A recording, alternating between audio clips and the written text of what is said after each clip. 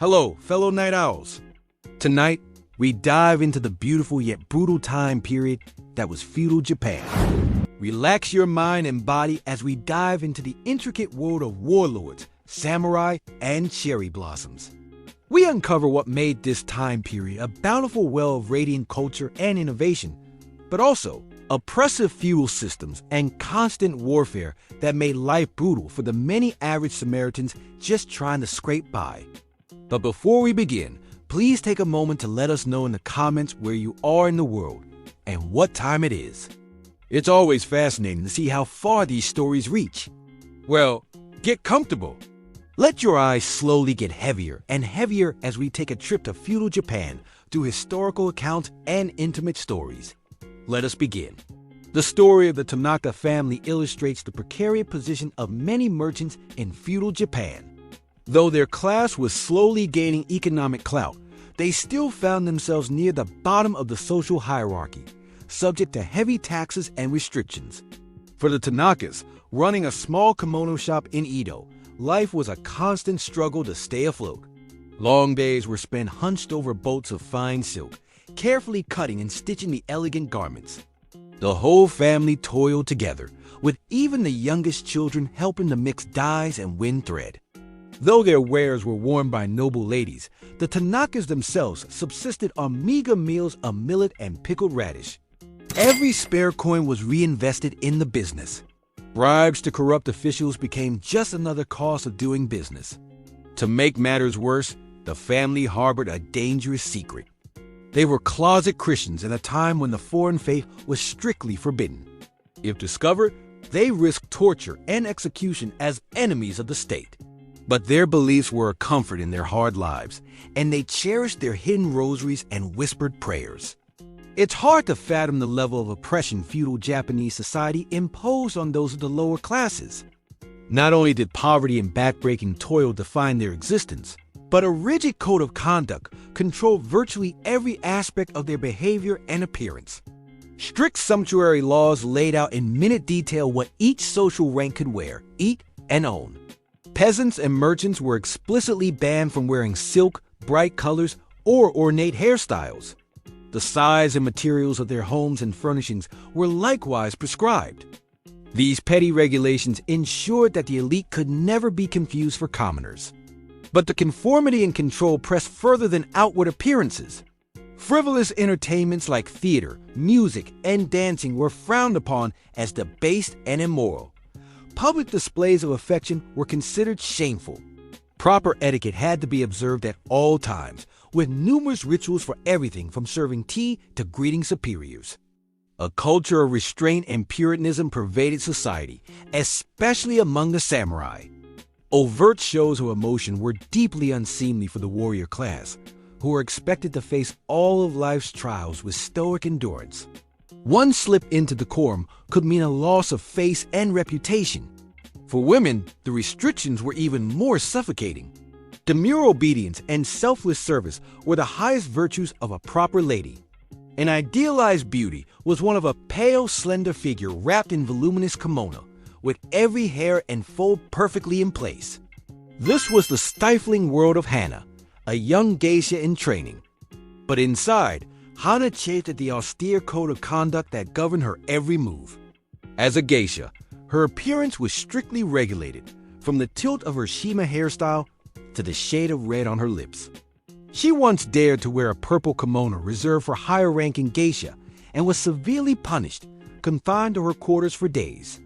Another time, Hana allowed herself to return the flirtatious affections of a charming young client. But when the tea house mistress caught wind of it, she was harshly beaten as a reminder that geisha were never to be mistaken for common prostitutes. Agasha's allure was in her untouchable beauty, not her availability. As the years passed, Hana grew increasingly disillusioned with the false realm of the flower and willow world. She was essentially an indentured servant, her body and talents owned by the Okia that had invested in her training. There was no room for real love or free choices. She began to long for independence as an ordinary wife and mother, but knew the chances were slim. Instead, she numbed her hidden sorrows with stolen sips of sake when no one was looking. for even displaying a drinking problem would be a disgraceful break in character. Of course, for commoners who ran afoul of the law, the consequences were infinitely harsher than a few snide remarks. The feudal justice system was concerned more with keeping order and control than any pretense of impartial process. Laws were strict, guilt was assumed, and punishments were brutal and swift. Minor offenses routinely drew harsh corporal punishment. Pickpockets and vandals could expect public floggings, their skin flayed until they passed out from the pain. Thieves and adulterers often had noses or ears lopped off as a permanent mark of shame. Serious crimes met with horrific torture and execution. The techniques were various and prolonged: boiling, sawing, bludgeoning with heavy rods. Crucifixion involved tying the condemned to a cross and spearing them through repeatedly with razor-sharp bamboo shoots. Perhaps most infamous was death by grilling, a method reserved for arsonists and murderers. The convict would be tied spread eagle as hot coals were piled on their body, slowly roasting them over several agonizing days. Their charred limbs might be hacked off one by one until merciful death arrived. Pity the hungry young peasant who dared to filch fish from the market. After the briefest of trials, he received 30 lashes with a wooden paddle, the vicious beating leaving him delirious and half dead. But as a repeat offender, his fate was likely sealed. Petty theft carried a sentence of beheading under the Tokugawa. Indeed, the threat of gruesome punishment loomed over all those without rank or connections. Judicial torture was regularly used to extract confessions, whether the accused was guilty or not. Tokugawa law explicitly stated it was better to convict an innocent man than let a guilty one go free. With virtually no rights or due process, commoners were helpless if charged with a crime at the whim of daimyos and magistrates. False accusations were commonly leveled to remove political rivals or seize property and assets. Justice was utterly arbitrary for those without power. And so the specter of the law was just one more weight bearing down on the backs of the people. Their lives were defined by endless toil and deprivation, with only the slimmest hope of rising above their assigned station. For the peasants who made up the vast majority, poverty ground them down to the literal dirt. Punishing taxes and rice levies left little to fill their bellies. They subsisted on millet, gruel, and radish tops, watching their lords feast on white rice and venison. Crushing debts piled up season after backbreaking season. Many became essentially slaves, bonded to their land and landlord. If their rice harvest fell short, their children might be sold into servitude to pay the difference. A bad crop could spell disaster for a whole village. When famine struck, peasants ate grass and bark to survive. Bands of gaunt, desperate vagrants roamed the roads.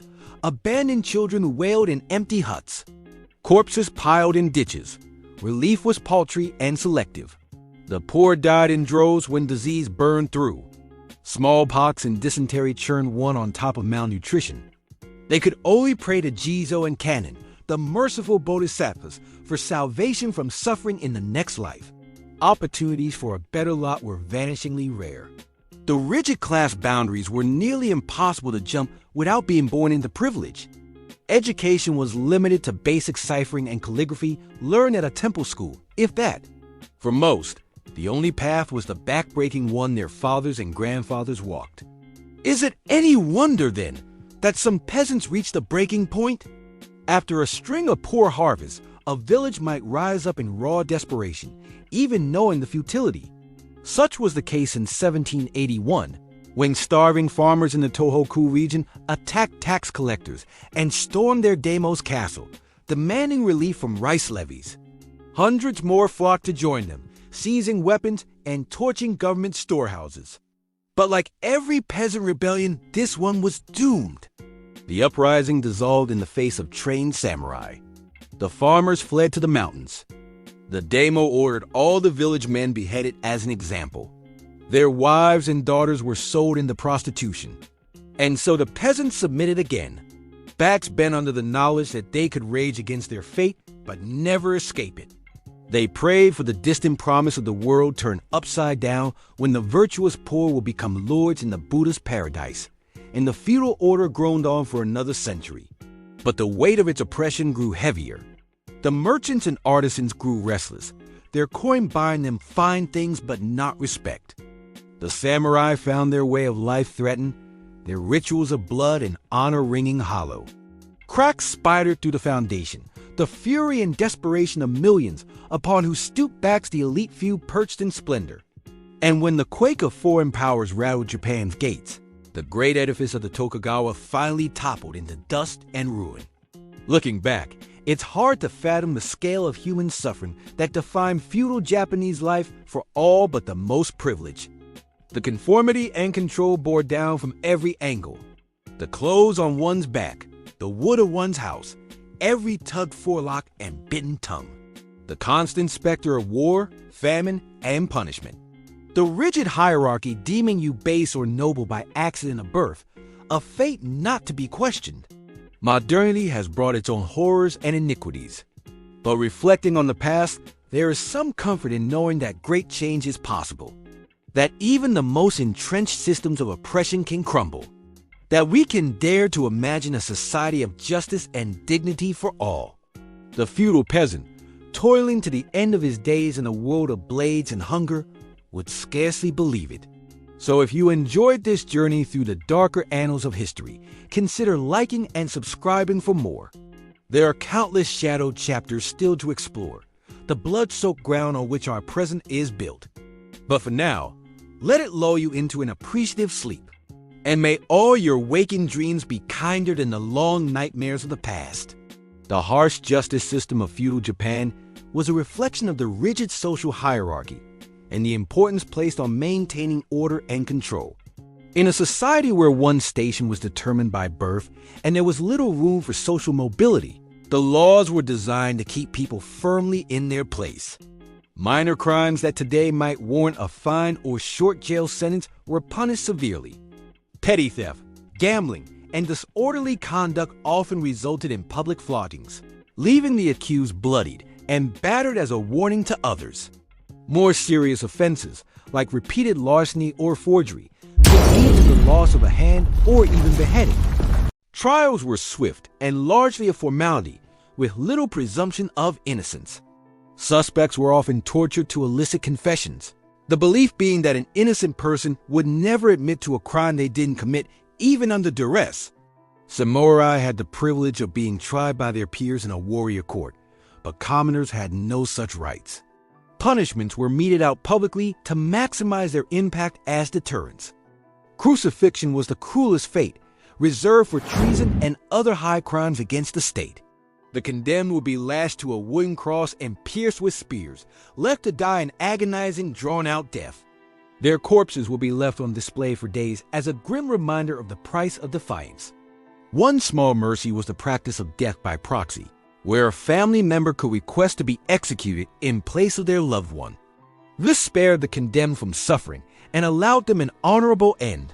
But it was a tragic choice that only the desperately loyal would make. Consider the tale of Hikaru, a young artisan's apprentice in the city of Osaka. His master was a skilled but ill-tempered swordsmith, prone to heavy drinking and fits of rage. One evening, when his master was berating him harshly over a minor infraction, Hikaru snapped and struck him with a tool, fracturing his skull. Hikaru was swiftly arrested and thrown in a dank prison cell to await trial. He was denied food and water, kept in darkness, and interrogated mercilessly by his captors. Exhausted and disoriented, he eventually confessed to the attack under the threat of torture. At his trial, Hikaru's guilt was presumed from the start. His tearful pleas that it was an accident and his appeals to his master's good character fell on deaf ears. With the swordsmith hovering near death, the judge wasted little time in reaching a verdict. Hikaru would face crucifixion for his crime. On the day of his execution, Hikaru was pale and shaking as he was paraded through the streets and lashed to the cross. As the executioners prepared to pierce him with spears, Hikaru's elderly father came forward and prostrated himself before the magistrate. With his face pressed to the ground, he begged to take his only son's place on the cross, insisting that his own life was near its end while Hikaru's was just beginning. With great sorrow, The magistrate agreed to the rewritten story transcript in short paragraphs with added punctuation. Substitution acknowledging the father's noble sacrifice. Hikaru wailed as he watched his father, the man who had always protected him, be put to a torturous death in his stead. The guilt was more painful than the spears would have been. You would go on to live a long life as a master swordsmith himself, but he was forever haunted by the cost of that second chance. Stories like Hikaru's were all too common in feudal Japan, where a single misstep could doom an entire family. The cruel and unyielding justice system was just one more way the powerful exerted control over the masses. It was a constant reminder that in this society, people were ultimately expendable cogs in service of the larger machine.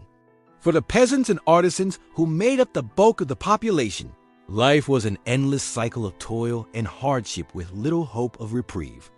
They were born into poverty and would likely die in it, never knowing a life beyond backbreaking labor in the fields or hunched over a workbench. The lucky ones might enjoy a modest existence with enough to eat and a roof over their heads, but they walked a razor's edge, always one failed harvest or broken contract away from destitution. A single stroke of misfortune could cast a family into starvation and ruin. Consider the Ito family, humble rice farmers in a small village near Kyoto. For generations, they had tended the same small plot of land, barely eking out a living. They lived simply in a tiny thatch hut, subsisting on a diet of mostly rice and vegetables, with the occasional fish or scrap of meat. The father, Toshi, was a stoop-shouldered man who had known nothing but toil since he could walk. Each day, he rose before dawn to tend the rice paddies, planting, weeding, and watering until his hands were rough and muddied. His wife, May, worked alongside him while also caring for their 3 small children and aging parents. Despite their best efforts, the Ito family lived in a state of constant precariousness. More than half their rice harvest went to paying rents and taxes to their local lord. What remained was barely enough to fill their bellies and trade for other necessities. They were one flood or drought away from disaster. That ill fortune came in the summer of 1783, when a powerful typhoon tore through their region, flattening fields and destroying storehouses. The Ito's entire rice crop was wiped out, along with their seed stock for the next planting. They suddenly faced a very real prospect of starvation. With heavy hearts, Toshi and May made the difficult decision to sell their young daughter, Akari, into indentured servitude with a wealthy merchant family. It was the only way to keep the rest of the family fed. They told themselves it was temporary, that they would work hard and save every spare coin to one day buy back her freedom. But deep down, they knew it might be the last they ever saw of their bright-eyed girl. Akari's story was tragically common in feudal Japan, where the crushing poverty ensnared families for generations. Children were often commodities to be sold or traded in times of hardship. Many rural girls ended up trafficked to city brothels and tea houses, forever losing their innocence to keep their families afloat a little longer. This was the unrelenting reality for the peasantry, a never-ending struggle for survival that stripped away dignity and hope. They were the human fuel that kept the feudal machine lurching forward. Their suffering greased the gears for the benefit of the ruling class far above. And so life ground on for the masses, a timeless cycle of hard labor, deprivation, and quiet despair. Their fates dictated by the accident of birth. It would take a fundamental reordering of society for there to be any dreams beyond the unforgiving fields and the never-satisfied tax collector. But such change would be a long time coming. In the 15th century, a new philosophy began to take hold among the ruling elite that would further codify the rigid social hierarchy. Neo-Confucianism, as it was known, preached that social harmony depended on everyone knowing their proper place and dutifully fulfilling their role, no matter how lowly. At the top of this divine pecking order was the emperor, who reigned but did not rule. He was seen as a godlike figure, a direct descendant of the sun goddess Amaterasu, but held little practical power. That was wielded by the shogun, the supreme military leader who ruled in the emperor's name. Below the shogun were the daimyo, the feudal lords who controlled vast estates and armies of samurai. Though subordinate to the shogun, the daimyo enjoyed wide autonomy in their domains, essentially functioning as kings. They were expected to keep the peace, collect taxes, and provide military service when called upon. At the bottom were the peasants, artisans, and merchants, the vast majority of the population. Neo-Confucian thought held that they were inherently inferior to the samurai class above them, and that their only path to virtue was through obedience and service. Nowhere were these oppressive ideas more enthusiastically embraced than in Edo, the seat of the shogunate. There, conformity was the highest ideal, and any deviation from societal norms was seen as a threat to the natural order. The Tokugawa shoguns, who ruled Japan for over 250 years, were enthusiastic proponents of Neo-Confucianism. They used it to justify their authoritarian rule and the strict sumptuary laws that dictated every aspect of daily life. Commoners were told what they could wear, what they could eat, even what kind of houses they could live in based on their station. Peasants were forbidden from wearing silk and had to make their clothes from rough hemp or cotton. Merchants, though increasingly wealthy from trade, were banned from flaunting their success. Even the well-bred geisha were bound by countless rules governing their appearance and behavior. The political scheming and intrigue common in Kyoto and Osaka were muted in Edo, where an absolute adherence to decorum reigned.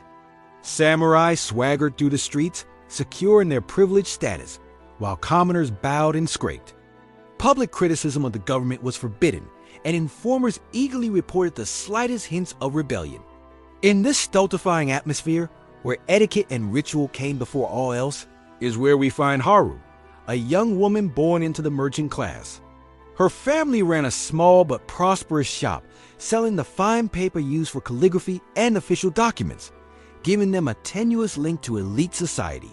From a young age, Haru chafed at the limitations placed on her as a woman and a commoner. She was quick-witted and harbored secret ambitions of becoming a scholar, devouring classical texts in her father's storeroom. But such intellectual pursuits were deemed unseemly for a merchant's daughter, who was expected to master the tea ceremony and flower arranging to attract a suitable husband. Haru's parents were loving but firm, impressing upon her the importance of upholding the family's honor and knowing her place.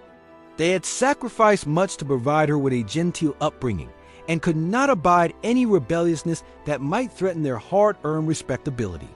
So Haru learned to hide her true nature behind a mask of quiet obedience. She poured tea and recited poetry with a serene smile. All the while, dreaming of a different life, she snuck her precious books under her futon and read them by candlelight, thrilling to the illicit knowledge. Her nightly studies came to an abrupt end when her mother found her stash of subversive texts. They were works by a renegade philosopher who dared to question the prevailing doctrine of blind subservience to authority. Haru's mother was horrified, fearing what would happen if such dangerous ideas were discovered in their home.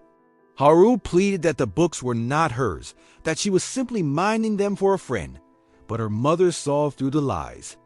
As punishment, Haru was confined to her room for a month, permitted to leave only to assist in the shop under close supervision. Her books were burned in the courtyard, the ashes scattered to the wind. From that day forward, Haru was chastened into meek compliance. Resigned to the restricted path laid before her, she married the son of a fellow merchant, a kind but dull man who shared none of her intellectual curiosity. She bore 3 children and devoted herself to being a model wife and mother, burying her unorthodox dreams deep within. To the outside world, Haru was the picture of a proper Edo woman, graceful and ever obliging. Only in the deepest reaches of the night, lying beside her slumbering husband, did she allow her mind to wander to what might have been. If only she had been born into a different time, a different place, a different body. Haru's story was not unusual in the pressure cooker of Edo society. Conformity was the watchword, and the nail that stuck out was quickly hammered down. With their individualities suppressed and their minds constrained, many simply submitted to the well-worn grooves of tradition and duty. But in remote corners of the archipelago, far from the watchful gaze of the authorities, pockets of resistance smoldered. On the wave-battered islands of the far south, a strange foreign faith was taking root, promising a spiritual liberation from the rigid strictures of feudal life. Catholic missionaries, first welcomed by the shogunate as purveyors of new knowledge and trade, had been violently expelled in the early 1600s. Christianity was banned as a subversive influence. Its adherents were forced to renounce their beliefs or face torture and execution. Many went underground, forming secret communities bound by faith and necessity. Among them were the hidden Christians of the Shimabara Peninsula, a rugged land of craggy inlets and lush green valleys. For over 2 centuries, they outwardly practiced Buddhism while furtively passing down the rites and rituals of the church. Baptisms were performed in secluded forest glens, masses held in secret after midnight. The villagers of Shimabara eked out a meager living as farmers and fishermen, scratching survival from the stingy soil. They found solace in their clandestine faith, which preached the equality of all before an all-loving God. It was a powerful antidote to the Neo-Confucian orthodoxy that so oppressed their daily lives. Ichiro was born into this world of furtive devotion and constant fear. From a young age, he was taught the importance of keeping the family's true beliefs hidden from outsiders. He learned to recite the Heart Sutra by rote, even as he fervently whispered the Lord's Prayer when no one was listening. As Ichiro grew into manhood, he shouldered ever greater responsibility in his tiny community. He led prayer meetings in hushed seaside caves and officiated weddings with crudely fashioned crosses. To the outside world, he played the part of the earthy fisherman with a ready laugh and a bounty of coarse stories. But Ichiro was forever on guard, knowing that a single slip could bring the authorities crashing down on him and all he held dear. He lived with the ever-present dread of discovery, of failing in his sacred duty to carry the flame of his ancestors' faith. That dreaded day came in the autumn of his 27th year when a nosy tax collector from the regional capital came sniffing around the village. Repulsed by the poverty and the crude dialect of the locals, the official was eager to find fault and squeeze more wealth from the downtrodden peasants. As the tax collector surveyed the village headman's ramshackle home, he spied something peculiar on the dirt-streaked wall. It was a rough outline of a cross, etched in charcoal and half hidden behind tattered scrolls of Buddhist mantras. With a shout of triumph, the official seized upon this damning evidence of the forbidden faith. When the headman fell to his knees, babbling desperate denials, the cruel bureaucrat only sneered, certain he had unearthed a nest of dangerous heretics. Ichiro watched in dread from the shadows as the tax collector summoned a squad of armed samurai to round up the terrified villagers. He knew he should run, flee into the mountains, and live to fight another day. But he could not abandon his flock to face the coming storm alone. With a heavy heart, Ichiro stepped forward into the torchlight. In a calm, clear voice, he declared himself a follower of Christ and a leader of the hidden church. He commanded the trembling headman to stay silent, to protect the others with his mute compliance. Over the shouts of the samurai, Ichiro began to sing a hymn of joyful surrender. As the warriors fell upon him with their clubs, Ichiro rejoiced in the knowledge that his sacrifice would buy precious time for his fellow believers to scatter and regroup. He would gladly bear the coming torments, content in the promise of a glorious reward in the world to come. Ichiro's story was a testament to the quiet, stubborn resistance that persisted in the forgotten corners of feudal Japan. For all the shogunate's ruthless suppression, it could not fully extinguish the spark of spirit that yearned for something more than the stifling confines of the feudal order. But such defiance came at a terrible cost. The hidden Christians of Shimabara were brutally rooted out and executed en masse, their villages razed, and their names blackened in the official histories. It would be many generations before their descendants could practice their faith openly, free from the suffocating pall of persecution. Surveying the panorama of feudal Japan, one can only marvel at the fortitude of those who endured such unrelenting hardship and injustice. From the callous peasants toiling in the muddy rice fields to the hunched artisans laboring in the smoky cities, life was an unending trial of backbreaking labor and deprivation. The ruling samurai class, for all their lofty pretensions of honor and bushido, were little more than glorified thugs. Lording their military might over the cowering masses, obsessed with rank and protocol, They were quick to take offense and mete out harsh discipline for the slightest breach of their precious codes. Women, already subservient chattel, faced especially dismal prospects, denied education and agency, valued only for their utility as submissive wives and fertile wombs. The heroic few who dared to rebel against their prescribed roles faced crushing ostracization and violence. This was the lot of the common people of feudal Japan, to be born in the suffocating obligation to live in constant scarcity. As we've seen, life for the vast majority during the long centuries of feudal Japan was defined by endless toil, deprivation, and a rigid social order that kept people firmly in their place from the moment of birth until death finally released them from their suffering. One of the most striking examples of this entrenched inequality and oppression was the plight of the Borakumen, Japan's untouchable underclass. These were people born into hereditary occupations, considered unclean by Buddhist and Shinto tradition, mostly work involving death or the handling of animal flesh, like undertaking, butchery, tanning hides, and leather work. Imagine being born into this reviled caste through no choice of your own. Your family trapped for generations in a self-perpetuating cycle of discrimination and squalor. You're forced to live in a segregated hamlet on the outskirts of town, a crowded slum of ramshackle huts lacking even the meanest comforts. Forbidden from marrying outside your class, your spouse must come from the same wretched background, ensuring your children are born into the identical fate. Grinding poverty is all but guaranteed when the only occupations open to you are dirty, dangerous, and low paid. You labor at grim, foul-smelling work from sun up to sundown and collapse exhausted each night in your bare hovel. When venturing into town on errands, you must wear distinguishing clothing that marks you as untouchable, a straw hat or a dirty, ragged kimono. In the streets, people recoil from you or yell vicious insults. Shopkeepers charge you inflated prices or refuse to serve your kind at all. Dehumanizing discrimination follows you at every turn. Your children, too, face constant ostracism and bullying. Other families forbid their sons and daughters from associating with yours. No matter how bright and capable they may be, or offspring are barred from all but the lowest occupations. They're turned away from schools, apprenticeships, and temples, condemned to the same wretched existence you've known since birth. This is the excruciating reality Saburo Yoshio was born into in a Borakumen ghetto on the edge of Kyoto in the late 1700s. As a young boy, Saburo chafed at the demeaning restrictions and tried to venture out into the wider city. But when the other children noticed his telltale straw sandals and filthy rags, they tay, only for their utility as submissive wives and fertile wombs. The heroic few who dared to rebel against their prescribed roles faced crushing ostracization and violence.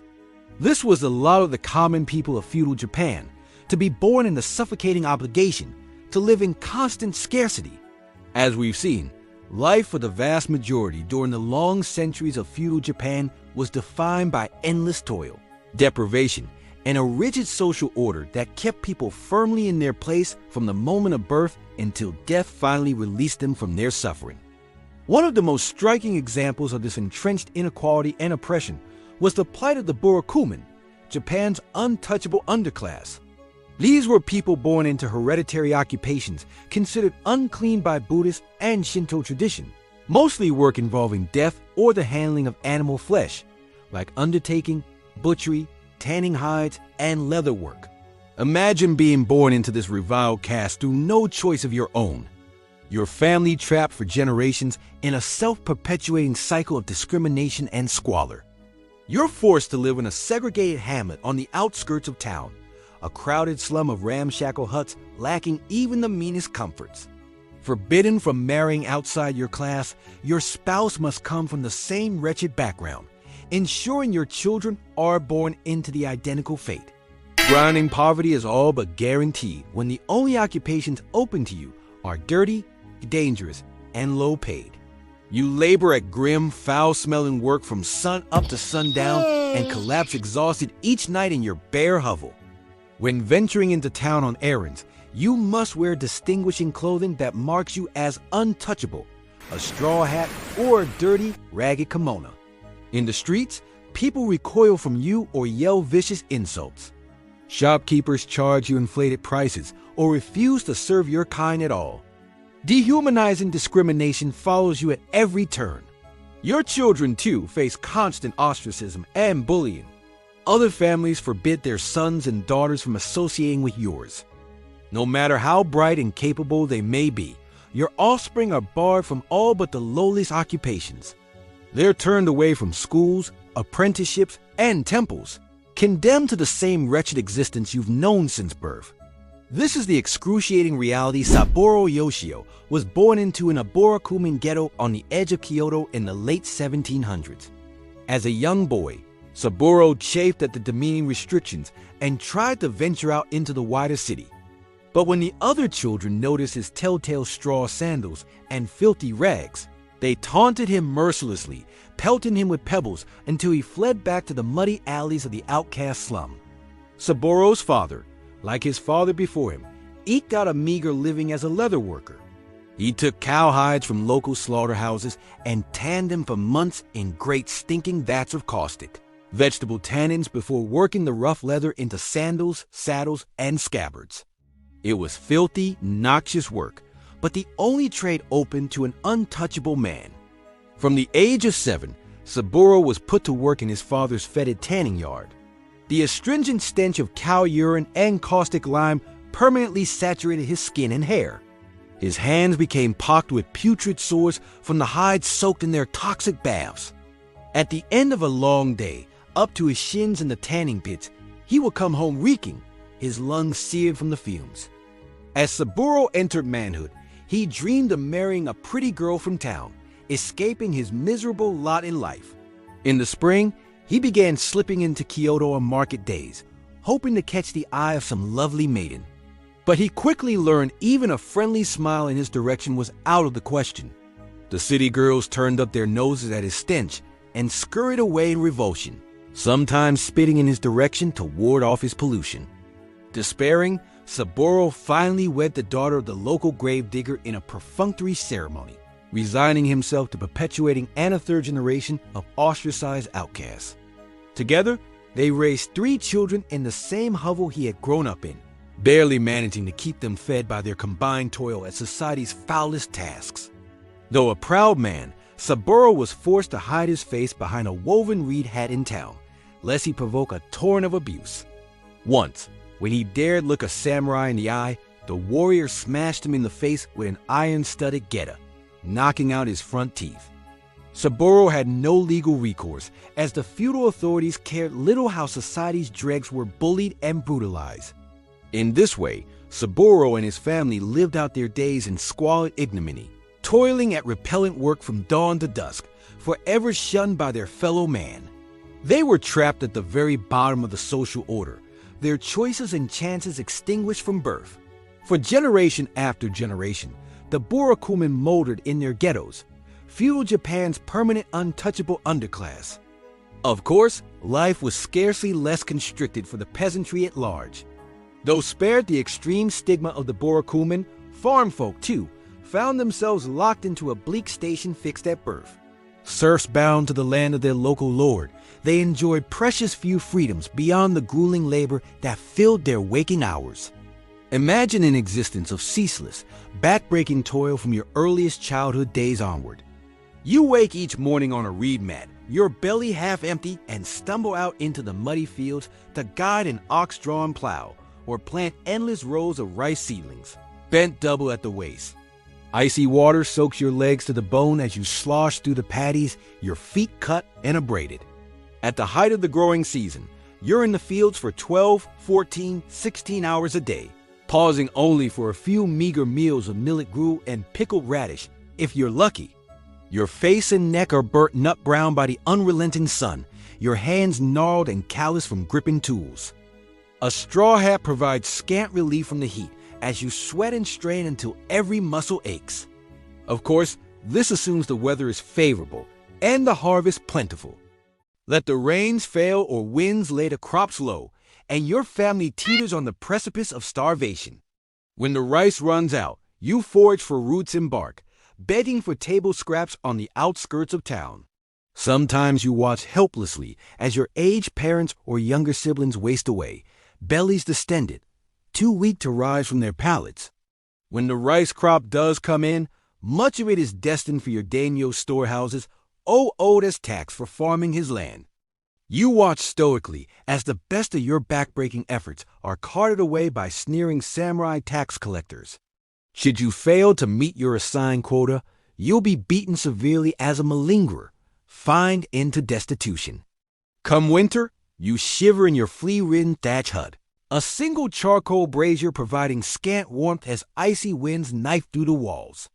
You wrap yourself in a tattered, lice-ridden kimono and dream of spring's distant arrival. But you know full well it heralds only a return to the ceaseless, bone-wearying drudgery that has defined every moment of your wretched life. Such was the lot of Kenji Nakamura, born into a poor farming village in the shadow of his daimyo's towering castle near Himeji in the early 1600s. From the age of 5, Kenji was in the rice fields beside his father, doing what he could to contribute to his family's survival. His childhood was an endless blur of blistered hands, aching muscles, and growling hunger. At 13, Kenji watched helplessly as his mother wasted away with fever after a meager harvest. Her once strong body reduced to little more than a skeleton wrapped in paper-thin skin. He helped dig her grave in the rocky soil behind their hut, weeping as his father intoned a simple prayer to Amida Buddha for her salvation in the Western paradise. With his mother gone, Kenji took on even more work, rising before dawn to pound millet for gruel, then stand in the frigid paddies until dusk. His youth was a relentless cycle of planting, weeding, frightening away birds, and finally harvesting the precious rice on which the village depended utterly for survival. In a good year, there will be enough to fill their bellies until spring, after the tax grain was rendered up. In a bad one, they would huddle in their huts as the snow fell, subsisting on a thin gruel of boiled bark and bran, praying they would not follow their weakest members to the grave before the planting season renewed them. As a young man, Kenji did as was expected of him and married a plain farmer's daughter from the next village, taking her into his family's hut to bear the next generation of downtrodden tillers bound to their lord's land. She labored stoically beside him in the fields and rice paddies, even when heavy with child, pausing only to squat in the mud and deliver the next infant. Over the years, Kenji watched 4 of his children succumb to the usual ailments of the peasantry. 2 were carried off by dysentery, 1 by the pox, and another by a wasting cough that left him shaking and drenched in sweat as he gasped out his final rattling breaths. Such losses were expected among the farm folk, inured as they were to the precariousness of life. Kenji counted himself fortunate that 2 of his sons and a daughter survived to adulthood, knowing they would take their place beside him in the never-ending labor of their allotted plot. They would marry, bear children of their own, and one day open a spot in the earth for his weary bones.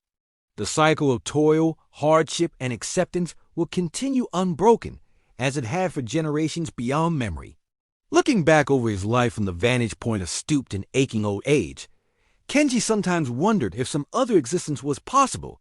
He thought of the village headman in his fine silk kimono, the samurai with their polished swords and lacquered armor, the fat merchants who sold his millet rice in the distant city, living lives he could scarcely imagine. But in the end, he accepted that he had lived as his father had lived, and his father before him. He had endured, providing for his family as best he could against the deprivations of an indifferent world. There was a certain hard-won dignity in that. So, from cradle to grave, the peasantry of feudal Japan lived out their humble, circumscribed lives. They were born to their ceaseless labor, married to perpetuate it, and died never knowing anything else. Bent over in the paddies, crouched by smoky hearths, they watched the seasons change and the years roll by, toiling under the watchful gaze of castle keeps and temple spires, erected on the fruits of their efforts. They shouldered the burden of their thankless station, scarcely daring to dream of a life less mean. But every so often, a bolder soul would arise, questioning his ordained place and galvanized to action. And as the Edo period lurched toward a chaotic close, those voices of dissent would grow louder, straining against the bonds of the ancient feudal order. One such man was Hideki Ito, a peasant from a hardscrabble village in the mountains of Honshu. Like his fellow farmers, Hideki had known backbreaking labor, gnawing hunger, and arbitrary exploitation at the hands of the samurai class since boyhood. But deep in his breast smoldered the embers of righteous anger at the injustice of his state. When a cruel new daimyo assumed control of his domain in the 1860s, Hideki found he could bear no more. The daimyo, eager to squeeze every last zany of productivity from his land, raised taxes to a crippling degree and ordered the samurai to flog farmers who fell behind in their quotas. That year, when an early frost decimated the harvest, he turned a blind eye as his people wasted and starved, unwilling to dip into his ample stores of reserve rice. Simmering with barely suppressed rage, Hideki began meeting with like-minded men from surrounding villages. In the dead of night, they gathered in the woods to vent their anger and contemplate rebellion. At first, such talk terrified Hideki, knowing the ruthlessness with which peasant uprisings were put down. But as he watched his fellows grow ever more gaunt and hollow-cheeked, his own young daughter wilting away, his fury overcame his fear. That spring, Hideki and his band made their move. In a meticulously coordinated strike, they set upon the daimyo's tax collectors as they made their rounds, beating them senseless and seizing their ill-gotten lucre. They raided government storehouses, distributing rice and tools to the jubilant local farmers. Giddy with success, Hideki led his swelling mob toward the daimyo's castle, torches in hand. But he had gravely underestimated the speed and brutality of the ruling class's response. Informed of the uprising, the daimyo dispatched his most ruthless samurai on horseback. Armed to the teeth, they rode down upon the rebel mob, trampling men beneath the hooves of their steeds, cutting down others in a whirlwind of flashing swords. The farmers scattered in terror, their farming tools no match for the samurai's blades. In the chaos, Hideki caught sight of the samurai commander, a sneering man astride a black charger. Half mad with righteous fury, Hideki lunged at him, swinging his crude stake with all his might. But the samurai contemptuously knocked it away with his sword, then cleaved Hideki's skull in two with an effortless riposte. Hideki crumpled to the ground, drowning in a crimson torrent, the light fading from his eyes as swiftly as his dreams of a more just world. In the aftermath, the daimyo made a terrible example of the rebel farmers. Dozens were beheaded, their leaders brutally crucified. The village was burned to the ground, its women and children left to starve in the ashes. The message could not have been clearer. Such defiance would be met with the most pitiless retribution.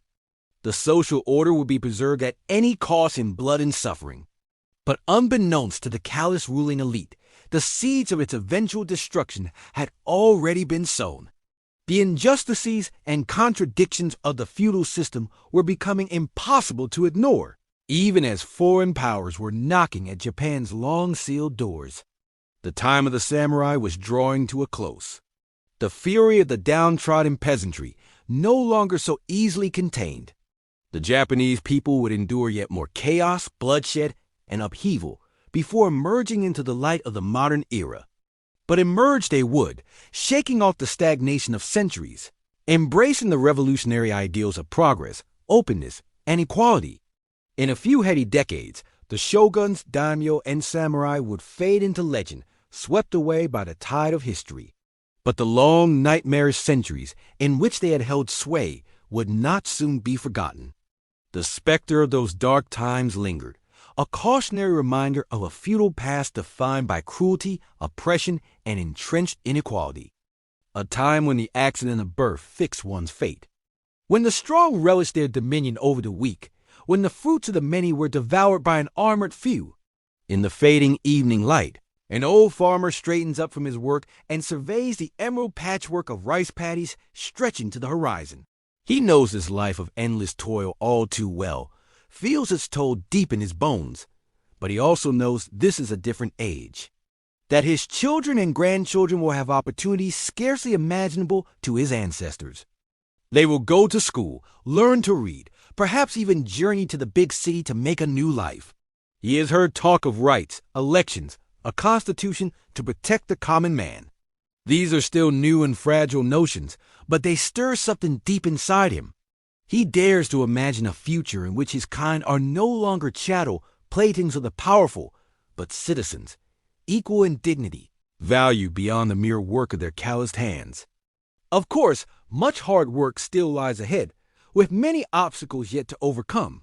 He knows his grandsons might well find themselves stooped over in these same paddies, as he is now weighed down by the weary rhythms of the old cycle.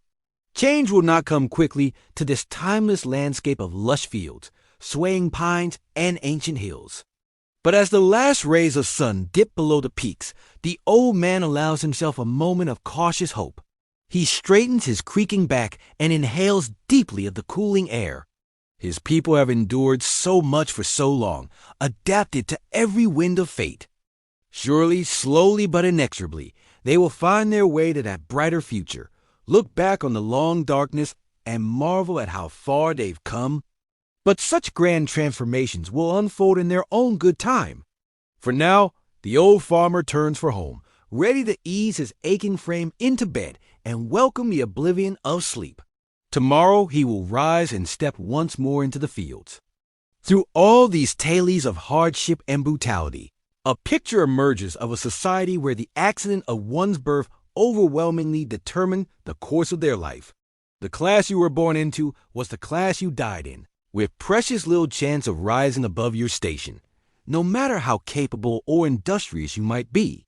For the vast peasantry, life was an unrelenting struggle against hunger, toil, and the constant threat of violence from their samurai overlords. Most barely scraped by, surviving on millet, barley, and a few precious scraps of vegetables. Meat was a rare luxury. In lean years, which were all too common, many were reduced to eating grass and roots to fill their bellies as famine stalked the land. The peasants worked from sun up to sundown in the rice paddies and fields, their backs permanently stooped from the ceaseless labor. They lived in fear of displeasing their lords, knowing that any perceived insolence could bring a swift and brutal beating from the samurai and forces. It was a life of few creature comforts and many hardships, with little to look forward to but more of the same. Even for the artisans and merchants who enjoyed a slightly higher station, life was far from easy. Though some of the merchant class grew wealthy from trade, they still sat at the bottom of the social hierarchy, disdained by the samurai elite. Sumptuary laws kept them from flaunting their success, dictating the size of their houses and the fabrics they could wear. Stepping outside the boundaries of one's rank was harshly discouraged. The craftsmen and artisans, while skilled in their trades, likewise had little autonomy. They labored under the rigid control of guilds that limited their production and pricing. Original designs were stifled in favor of time-tested, traditional motifs. An independent spirit could bring censure and sanction from the guild masters. Perhaps worst off were the outcasts of society, the Ada and Hinnon underclasses. These people were forced into degrading occupations and made to live in segregated settlements on the fringes of towns and cities. They were seen as subhuman, tainted by their association with death and waste. Treated as untouchables, they could be abused and even killed without consequence. For all outside the samurai class, advancement was nigh impossible.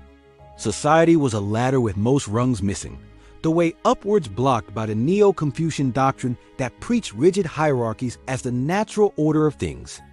You were born into your role, you fulfilled your duties with obedience and humility, and you died with little mark on the world. Even among the ruling samurai class, life was far from ideal. The way of the warrior was romanticized as a life of honor and glory, but the reality was often short, brutal, and bleak. If you were fortunate, you served your daimyo lord faithfully and died of old age, but a shadow of violent death always loomed. Any misstep or defeat could demand the gory self-sacrifice of seppuku to absolve your shame. Most samurai prepared for this possibility, penning death poems to be read upon their bloody demise. The famed samurai warrior Toyotomi Hideyoshi exemplified the ruthless spirit of the age. Born a lowly peasant, through sheer ability and unscrupulous politicking, he rose to become the most powerful man in Japan. ruling as regent in the late 1500s. He was known for his brutal policies, including the persecution of Christians and a series of invasions of Korea that left millions dead. Hideyoshi's megalomania knew no bounds. In one infamous episode, he ordered the ears of 30,000 slain Korean soldiers sent back to Japan, pickled in brine, to be entombed in a grisly mound as a war trophy. The great hero of unification had a vast, cruel streak, reflecting the harsh realities of the time. For all classes and castes of feudal Japanese society, life was often nasty, brutish, and short. War, famine, poverty, and oppression were inescapable facts of life. For most, the code of Bushido and the refinements of art and culture sat in uneasy coexistence with a system that imposed a stark brutality on the populace. Even the highest lords lived under the constant specter of shifting alliances, coups, and violent overthrow. Any perceived weakness could prove fatal in the cutthroat world of feudal politics. The price of power was eternal vigilance against usurpers and rivals. This state of affairs would continue for centuries until the feudal system finally began to buckle. In the 1800s, under the pressures of economic change, Western influence, and rising discontent among the lower classes, the shogun's hold on power would give way, and a new era would dawn with the Meiji Restoration in 1868. But for the generations that lived and died under the weight of feudal oppression, life was often a trial of endurance in the face of great adversity. The human spirit persisted, finding what joy it could amidst the hardships. But daily existence was a far cry from the romanticized image of the noble samurai and his loyal retainers. The reality was harsher, crueler, and far more stratified. It was a time of short lives and long sufferings for all too many. The feudal centuries cast a long shadow over Japanese history, a reminder of the darkness that can reside alongside the light in the human story. As we close this chapter on the often brutal realities of life in feudal Japan, reflect for a moment on the resilience of those who endured such times. Theirs was a world almost unimaginably different from our own. Yet they too knew love, hope, fear, and sorrow. In our modern comfort and security, it is easy to forget the trials of those who came before. But in remembering their harsh lot, we perhaps better appreciate the freedoms and opportunities we enjoy today. History, even at its darkest, has much to teach us about the progress of the human condition. The feudal era of Japan, for all its cruelties and inequities, sowed the seeds of what would grow into a strong, dynamic nation. The values of discipline, loyalty, aesthetics, and community forged in that time would shape and define Japanese culture for generations to come. A long road still lay ahead, but the first steps have been taken. And so, as the sun sinks low over the feudal horizon, we bid good night to this bygone age. May your dreams be gentler than the times we've spoken of, and your days brighter than those of ages past. If you found this tour through history engaging, your loyal guide will be most honored by a like and a subscribe. There are always more stories to tell. But for now, rest well, secure in the knowledge that the present, for all its troubles, remains a kinder time than the harsh centuries we've left behind. The past recedes, but its lessons linger on. And so, as the nobles of old retired to their castle keeps, we return to the keep of sleep. A little wiser, a little wearier, and glad of our place in a world moved on from such feudal days. Good night. As the sun set over the rugged hills, casting long shadows across the village below, the peasants returned from another bone-wearying day in the fields. Their faces were weathered and worn, etched with the hardships of their meager existence. They moved slowly, their bodies hunched from years of back-breaking labor, their feet shuffling up the dirt paths to their humble homes. In one small hut, a flickering oil lamp illuminated the drawn face of a young mother as she stirred a pot of thin rice gruel over the cooking fire. Her infant son whimpered in a basket nearby, his belly distended from hunger. The woman's husband sat slumped against the wall, staring vacantly into the dancing flames, his callous hands lying idle in his lap. The day's work had left him spent in both body and spirit. This was the nightly scene in countless peasant households across feudal Japan. Life was an unrelenting struggle for survival, with little respite or hope for a better future. From sunup to sundown, the peasants toiled in their lord's fields, scratching out a bare subsistence from the unforgiving earth. They were the lowest rung on the social ladder, the foundation upon which the entire feudal system rested. Yet they reaped few of its rewards. Up to 90% of the population were peasants during the feudal era, bound to the land in a state of virtual servitude. Though not technically slaves, they were not free to leave their villages or change their lot in life. They were born into their position and died in it. Their days an endless cycle of sowing, reaping, and laboring in service to their daimyo lords. The daimyo were the wealthy landowners who ruled over their peasants like petty kings. From lavish castles overlooking vast domains, they wielded total authority over their subjects' lives. The peasants worked the daimyo's land, paid him taxes in rice and other goods, and even fought in his armies when called upon. In return, they received the dubious privilege of eking out a marginal living for themselves from whatever scraps were left over. It was a precarious existence, forever at the mercy of forces beyond the peasants' control. A late frost, a summer drought, or a plague of locusts could spell disaster, destroying the crops and plunging the village into famine. With no surpluses or safety nets to fall back on, a bad harvest could mean starvation and death for the weakest and most vulnerable. Even in good times, peasant families teetered on the knife's edge of destitution. Most barely grew enough food to fill their own bellies, let alone pay the daimyo's taxes, and still have something left to sell or trade. They subsisted on a monotonous diet of rice, vegetables, and the occasional bit of fish if they were lucky enough to live near the coast. Meat was a rare luxury, as were the colorful silk kimono worn by their samurai overlords. Rough homespun cotton was the fabric of the peasant class. Their homes were equally humble, small, dark huts of wood and mud with thatched roofs, often housing both human and animal occupants. A typical peasant family lived, ate, and slept together in a single smoky room, with only a few worn futons laid out on the dirt floor for furniture. Privacy was non-existent, and sanitation primitive at best. It was a breeding ground for disease, especially in crowded villages where sewage flowed in open gutters. Fire was an ever-present danger in these cramped, ramshackle settlements. With homes built of flimsy wood, paper, and straw, an errant spark or tipped-over candle could quickly engulf a whole village in flames. The great city of Edo, which would later become Tokyo, burned to the ground multiple times over the centuries, leaving tens of thousands homeless in the ashes. If they were fortunate enough to escape calamities of weather, pestilence, and fire, the peasants still had to contend with the depredations of their social betters. Samurai were notorious for their casual cruelty to those beneath them, seeing the peasantry as little more than human cattle to be used and abused at will.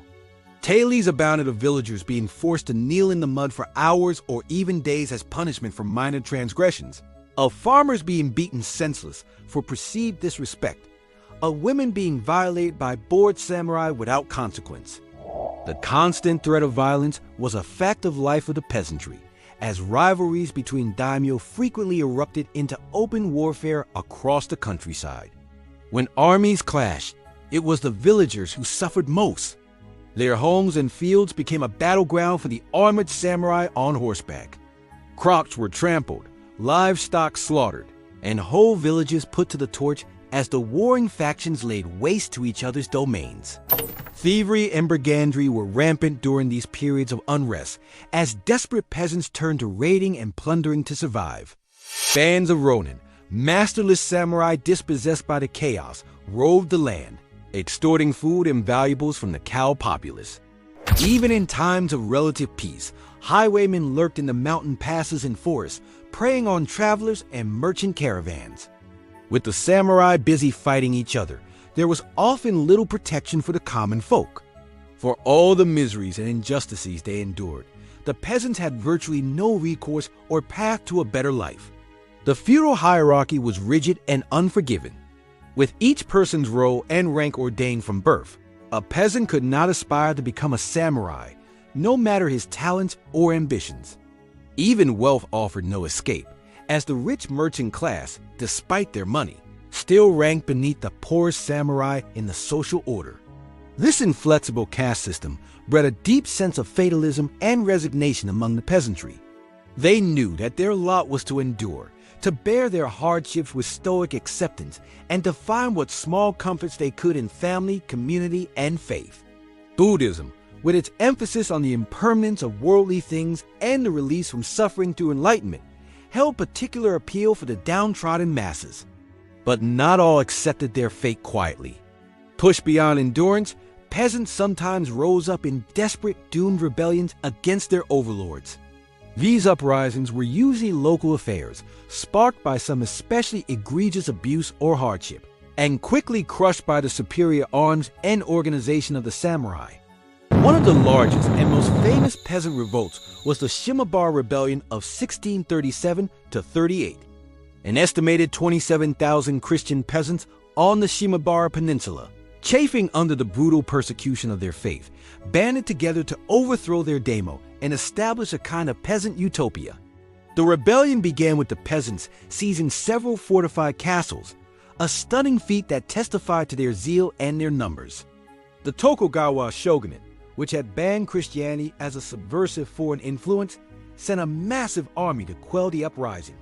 The peasants, many armed only with farming tools, held out against the siege for months before being overwhelmed. In the end, the rebel stronghold was stormed, and some 37,000 insurgents and sympathizers were massacred, men, women, and children put to the sword. It was a tragic but telling example of the vast power imbalance between rulers and ruled in feudal Japan. The Shimabara Rebellion would be the last major armed resistance by the peasantry, a feudal gesture of defiance against a system that offered them no real hope or justice. In the centuries that followed, Japan would gradually transition from feudalism to a more modern, centralized state. But change came slowly and unevenly, with the rural peasantry often the last to see real improvements in their condition. Even as cities like Edo and Osaka grew and prospered, life in the villages remained mired in poverty and toil for generations.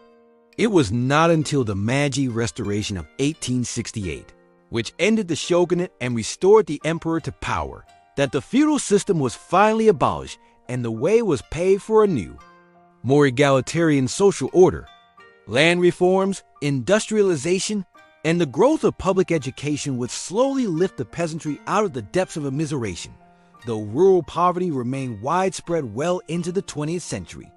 Looking back from the vantage of the present day, it can be hard to fathom the sheer scale of human suffering that took place during Japan's long feudal era. For hundreds of years, the great mass of the population endured a bleak existence of grinding poverty, ceaseless drudgery, and the constant peril of famine, disease, and violence. It was a time when a person's life was circumscribed from birth, their fate fixed by the accident of their social class. Yet it was also an era that gave rise to cultural traditions that would define Japanese identity for generations. The samurai code of Bushido, the way of tea, the austerities of Zen. It was an age of strife and cruelty, but also of great art, poetry, and spiritual yearning. Perhaps more than anything, it was a time of endurance when the Japanese people, through sheer tenacity and resilience, weathered the long centuries of hardship to forge the foundations of the modern nation we know today. As we reflect on this history from the comfort and security of our own age, it is a humbling reminder of the progress we've made and the struggles of those who came before us.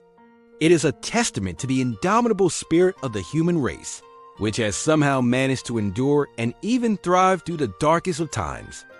And it is a challenge to us to use our own relative good fortune to build a world of greater justice, compassion, and opportunity for all. And with that quiet reflection, we come to the end of our journey through the brutal realities of life in feudal Japan. I hope this exploration of history has brought you a deeper understanding of the past, even as it lulls you gently into the embrace of sleep. If you enjoyed drifting off to the sound of these tales, be sure to like this video and subscribe to the channel for more soothing bedtime stories, steeped in the fascinating annals of human civilization. Thank you for joining me on this voyage through the centuries, and may your dreams be filled with the wonders of ages past. Good night. Life under the strictly regimented feudal system was a constant struggle for survival, especially for the lower classes who made up the vast majority. Not only were they perpetually on the brink of starvation, but they faced a justice system that was swift and harsh in meting out punishments. Even minor crimes could result in severe penalties. Take the story of a poor farmer we'll call Haruku. In 1720, a string of poor harvests had left him and his family desperate and hungry. One morning, he was caught stealing a bag of rice from his daimyo's storehouse. Harui was quickly arrested and hauled before the local magistrate. There was no real trial, just a swift summary of his obvious guilt. The sentence was read out. For the crime of stealing from his lord, Herky would be crucified. Crucifixion was a fairly common form of execution in feudal Japan, often used for serious crimes against the state or one's superiors. The condemned would be tied or nailed to a cross and left to die a slow, agonizing death from exposure and asphyxiation, serving as a grim public warning to others. Haruki spent his final hours tied to a rough wooden cross on the outskirts of his village. As he hung there, painfully, slowly dying, he served as a potent reminder of the draconian price to pay for violating the social order. No matter how desperate one's circumstances, his wife and children would now be destitute, likely forced to sell themselves into servitude to avoid the same fate. This was the unrelenting harshness of feudal justice. Swift, brutal, and merciless, aimed at keeping the masses cowed and obedient through terror. There was no concern for circumstance or mercy for the unfortunate. The system existed to preserve the rigid hierarchy, not serve real justice. Even for those not facing the executioner's blade or the crucifixion stake, the constant threat of draconian punishment kept people trapped in their oppressive roles. A samurai who failed in his duties, a peasant who fell behind on his taxes, a woman who displeased her husband, all could face physical punishment, imprisonment, exile, or worse under the feudal laws. The result was a society of stifling conformity, where stepping out of line, even a little, could spell one's doom. This atmosphere of harshness and fear even permeated the arts of the time. The great haiku poet Matsubasho, who lived from 1644 to 1694, often reflected on the themes of life's transience and the ever-present specter of death in feudal Japan. One of his most famous works goes, "Summer grasses, all that remains a warrior's dreams." In just a few simple words, Basho captures the melancholy truth of his era, that even the mightiest samurai were ultimately as ephemeral as summer grass, their glories fleeting and forgotten in death. The poem is a poignant reminder of the relentless brutality of the age, where death was always close, and life was all too often nasty, painful, and short. As the Tokugawa period dragged on, the rigidity and oppressiveness of the feudal system began to strain under its own weight. The ruling shogunate increasingly struggled to maintain centralized control over the fracturing domains. Samurai found it harder to justify their privileged status in an era of extended peace. Merchants chafed at the restrictions placed on them, even as their wealth and influence grew. Peasants, driven past the point of endurance by famines and excessive taxation, launched several major rebellions. The old order was slowly crumbling, but it would take a seismic shock from the outside world to finally topple it. That shock came in 1853, when American Commodore Matthew Perry steamed into Edo Bay with his fleet of modern warships, forcing an end to Japan's centuries of self-imposed isolation. This sudden confrontation with the industrial West triggered a crisis and a series of internal conflicts that ultimately led to the fall of the shogunate in 1868 and the birth of a modernizing Japanese state. The feudal age of Japan was coming to a close after centuries of entrenched brutality. The new Meiji era would bring wrenching changes and upheavals as the nation raced to catch up with the world. But it would also open the door for new ideas, technologies, and opportunities that had been stifled under the stagnant and oppressive rule of the shoguns and daimyo. A rigid and often ruthless social order was giving way, slowly, fitfully, and painfully, to a more dynamic modern society. Looking back, it's hard to grasp the sheer scale of the suffering and loss that took place during Japan's long feudal centuries. The abject misery of the peasants, the stifling restrictions placed on women, the cruelty of the justice system, the constant threat of famine and warfare, all combined to make life unrelentingly harsh for the vast majority. Yet even in these brutal conditions, the Japanese people managed to create art of haunting beauty, poetry of deep human feeling, and a rich culture that endures to this day. Perhaps there is an odd comfort to the thought that our own daily struggles and anxieties, however daunting they may seem, are fleeting things in the grand sweep of history. That even the mighty shoguns and samurai warlords, who once held the power of life and death over millions, are now long dead and mostly forgotten, no more permanent than the summer grass. And yet their stories live on, and there is value in learning about and remembering them. In understanding the past, we can better grasp the present and gain a little wisdom for the future. We can appreciate how far we've come in terms of justice, equality, and peace, even as we grapple with the challenges we still face. So, as we close this chapter on the dark annals of feudal Japan, take a moment to reflect on the resilience of the human spirit across the centuries. To pay respect to the nameless millions who endured, struggled, and perished in those harsh times, and to appreciate all the small daily blessings of our modern lives. From a soft bed to sleep in and a safe home to wake up in, to the basic dignities and freedoms so many feudal Japanese were denied. If you enjoyed this tour through the often tragic but always fascinating history of feudal Japan, consider liking this video and subscribing to our channel for more deep dives into the rich, strange, and surprising tapestry of the human past. We'll be here, bringing you more immersive journeys through the ages, one story at a time. Until next time, thanks for watching, and sweet dreams.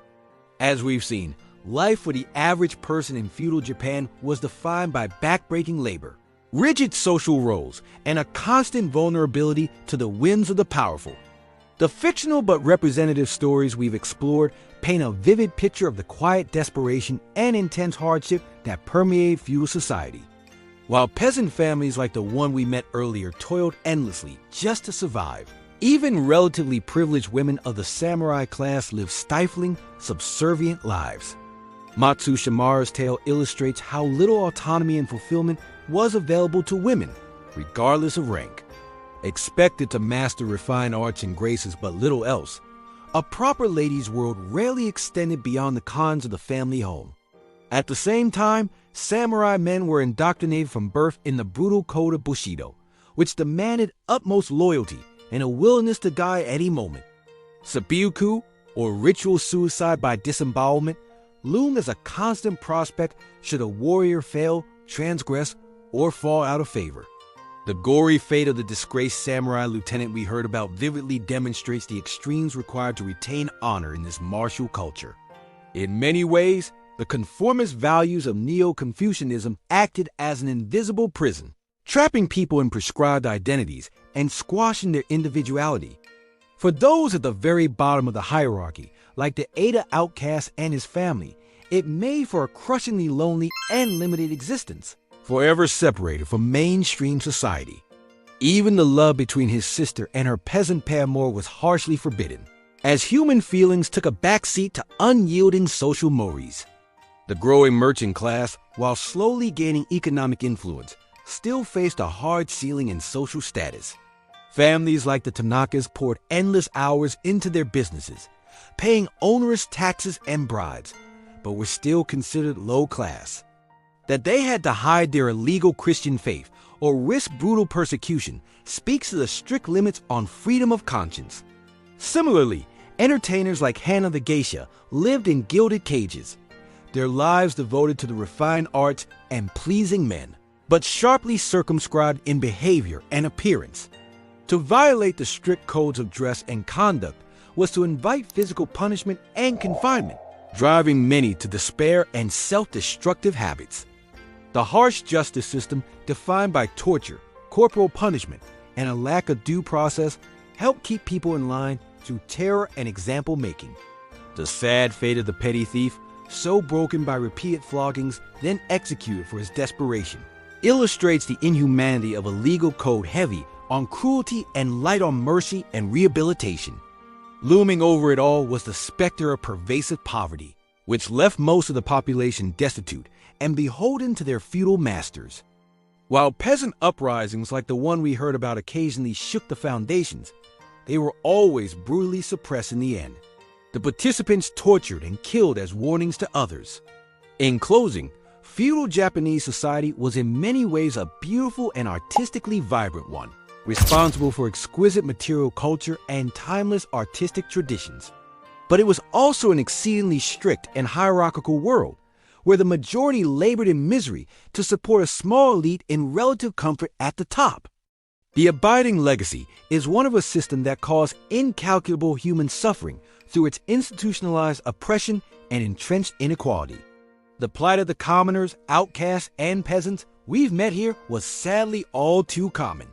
Their stories of quiet anguish now lost to time. And while later chapters of Japanese history would hopefully chart a freer, more equitable course, we are left to reflect on the darkness endured by so many during the feudal centuries. Life may often have felt hopeless for those on the bottom rungs of this rigid system. But in a sense, their sacrifices paved the way for a better future. By living through and bearing witness to such a harsh, uncompromising world, they have gifted us hard but invaluable lessons about the human cost of unchecked power and inflexible social hierarchy. And with that somber food for thought, we'll draw our exploration of this tumultuous historical chapter to a close. I hope this look into feudal Japan's often brutal realities has been an illuminating and thought-provoking one, even as it lulls you into restful slumber. If you've enjoyed this journey through Japan's feudal past, please consider giving this video a like and subscribing to the channel for more immersive bedtime tales from history. And as always, may your dreams be sweeter than the times you've just vicariously lived through. With that, I wish you a tranquil night and a peaceful sleep. Until next time, good night. After centuries of strict codes, rigid hierarchy, and institutionalized inequality, the feudal system that had long held Japan in its iron grip finally began to crack and fracture in the 19th century. The seeds of its demise had been planted long before in the hearts of those who toiled under its yoke, dreaming of a better life. The peasants, who had long been the backbone of the nation, powering the economy with their backbreaking labor while reaping few rewards, grew increasingly resentful of the societal bonds that held them down. Though revolts like the one brutally crushed in the 1780s had been quickly suppressed, the spirit of discontent could not be quelled so easily. It simmered beneath the surface, biding its time. The samurai class, too, faced an existential threat as the centuries wore on. These fierce warriors, whose very identity was tied to their military might and code of honor, found their way of life becoming obsolete in an era of increasing peace and stability. Many samurai fell on hard times, becoming masterless ronin as the need for their martial skills diminished. The same power structure that had once elevated them now left them adrift. Even the daimyo, the great lords who ruled over feudal domains, were not immune to the winds of change.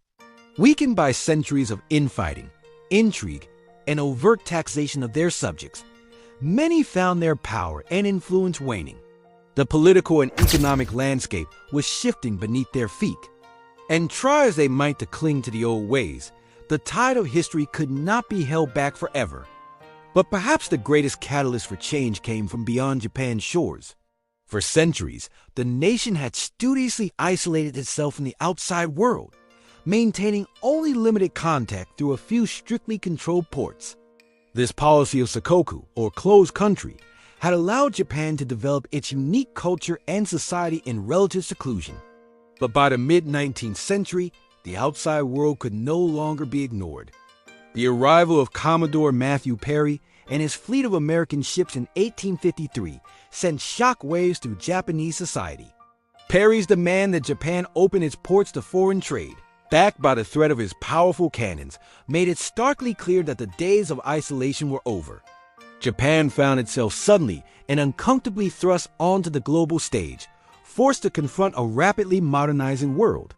The years that followed saw Japan undergo a remarkable transformation as the old feudal order crumbled away and a new modern nation began to take shape. The Meiji Restoration of 1868 marked the formal end of the shogunate and the restoration of the emperor to nominal supreme power.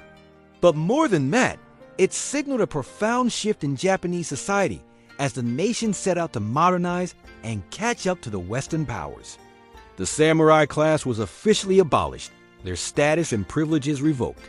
Many former warriors struggled to adapt to this new reality, their swords replaced by pens as they took on roles as bureaucrats and administrators in the new government.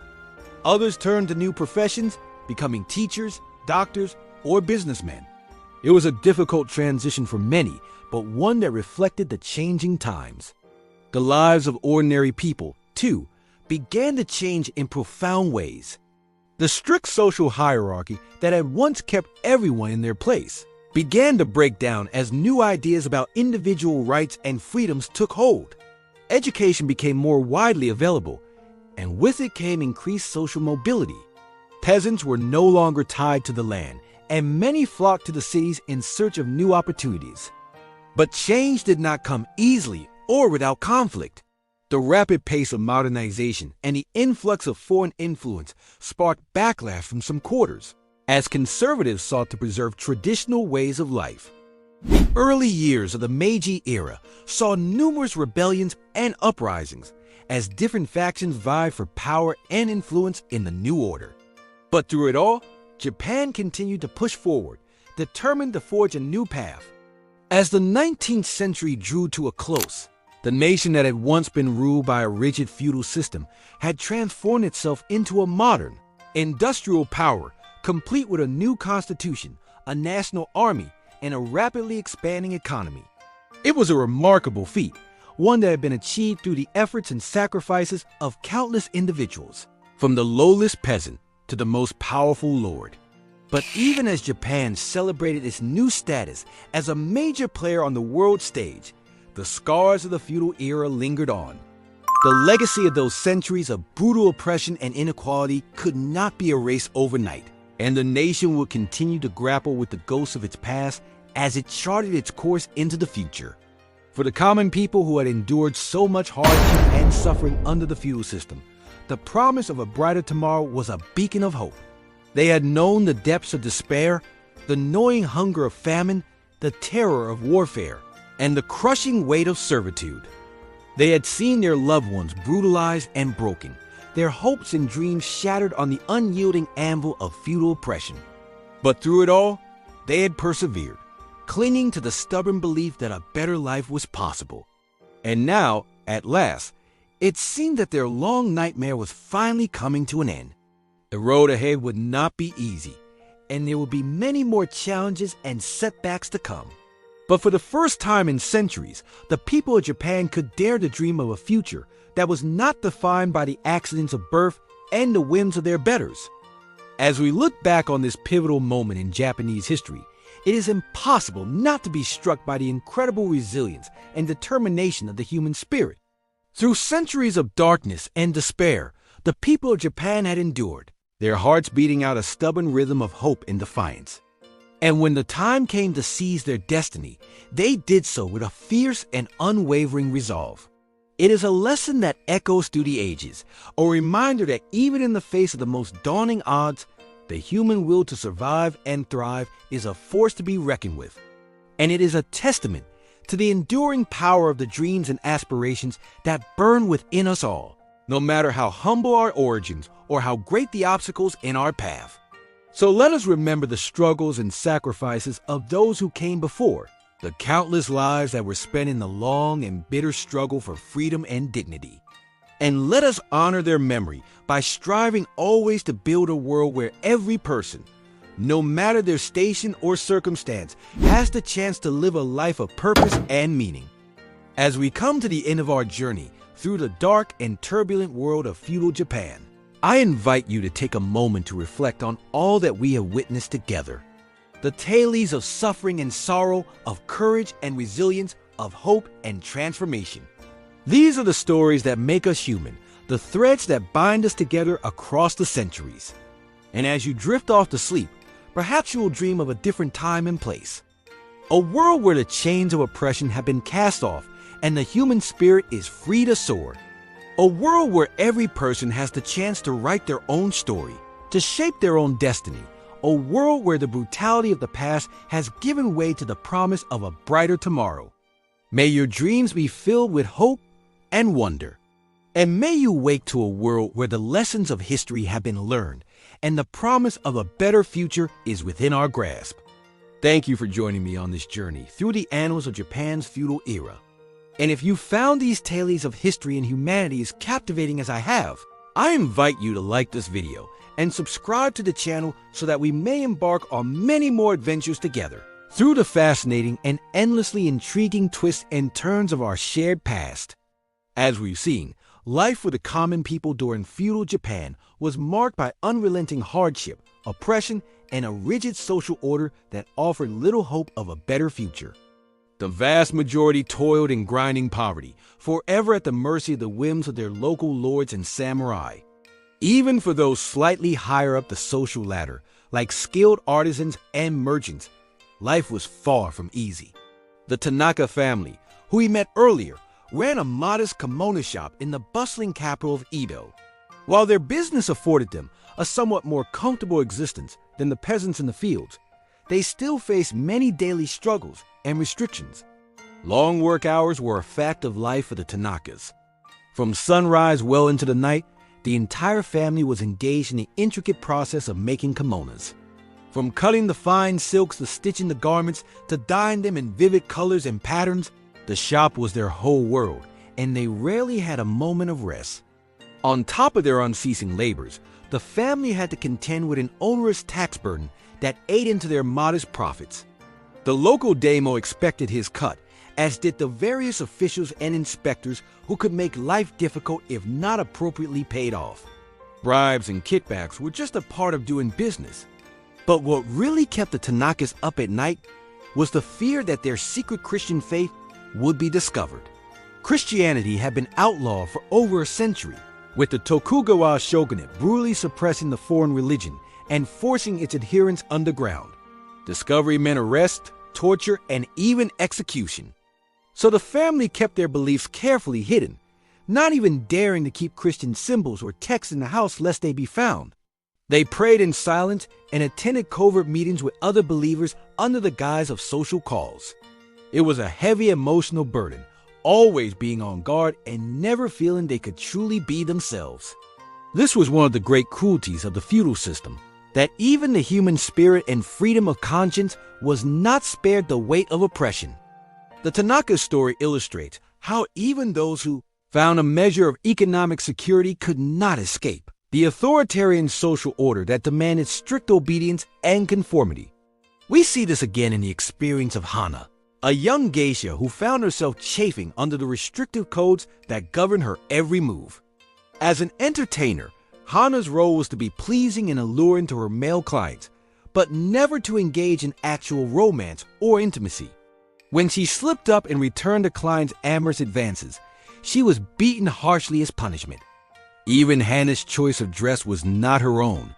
The vivid colors and luxurious fabrics of a geisha's kimono were all part of the fantasy illusion she was meant to create. But certain shades were forbidden to her, reserved only for her higher-ranking clientele. When Hana dared to wear a purple kimono that caught her fancy, she was placed under house arrest for her transgression. Hana coped with the crushing pressure and lack of agency the only way she could, by drowning her sorrows in sake. But even this small act of rebellion had to be carefully concealed. A geisha was supposed to be poised and in control at all times, not a slave to drink and vice. So Hana suffered her private misery in silence. The strict moral codes of the day made life a joyless trial for many. Public displays of affection were considered shameful, as were frivolous pastimes like dancing and theater. Laughter and leisure were luxuries reserved only for the samurai class, and even then to be indulged in moderation only. Austerity and restraint were the order of the day. These rigid standards were enforced through a system of justice that was swift and severe. The accused were presumed guilty until proven innocent, if given a chance to prove their innocence at all. Torture was commonly used to extract confessions, often leading to false admissions of guilt. Punishments were brutal and designed to inflict maximum suffering. Flogging with wooden paddles or iron rods was a common sentence for minor offenses, leaving the victim bloody and broken. Exile was another fate that awaited those who ran afoul of the law, cast out from their homes and families to fend for themselves in the wilderness. But perhaps the cruelest cut was reserved for those at the very bottom of the social order, the Ada class of outcasts. Considered subhuman and unclean, the Ada were shunned by mainstream society and confined to their own squalid ghettos on the margins of towns. We met one Ada man who was born into this life of exclusion and stigma. Though he and his family worked essential jobs like butchering animals and tanning hides, they were still looked upon with revulsion and disdain. They were forbidden from marrying outside their class, or even wearing the same clothing as commoners. When his sister dared to fall in love with a peasant boy, their innocent romance was met with swift and harsh condemnation. Such a breach of the social order could not be tolerated. They were both threatened with death if they did not break off their relationship at once. For the Ada and other outcasts, life was a constant reminder of their degraded status. They were not even afforded the basic dignity of being regarded as fully human. Their oppression was total and inescapable, enshrined in a rigid caste system that allowed for no social mobility. This was the overarching tragedy of feudal Japan, that the vast majority of people were trapped in a suffocating hierarchy that determined their lot in life from birth to death. It was a system built on exploitation, cruelty, and the ruthless suppression of the human spirit.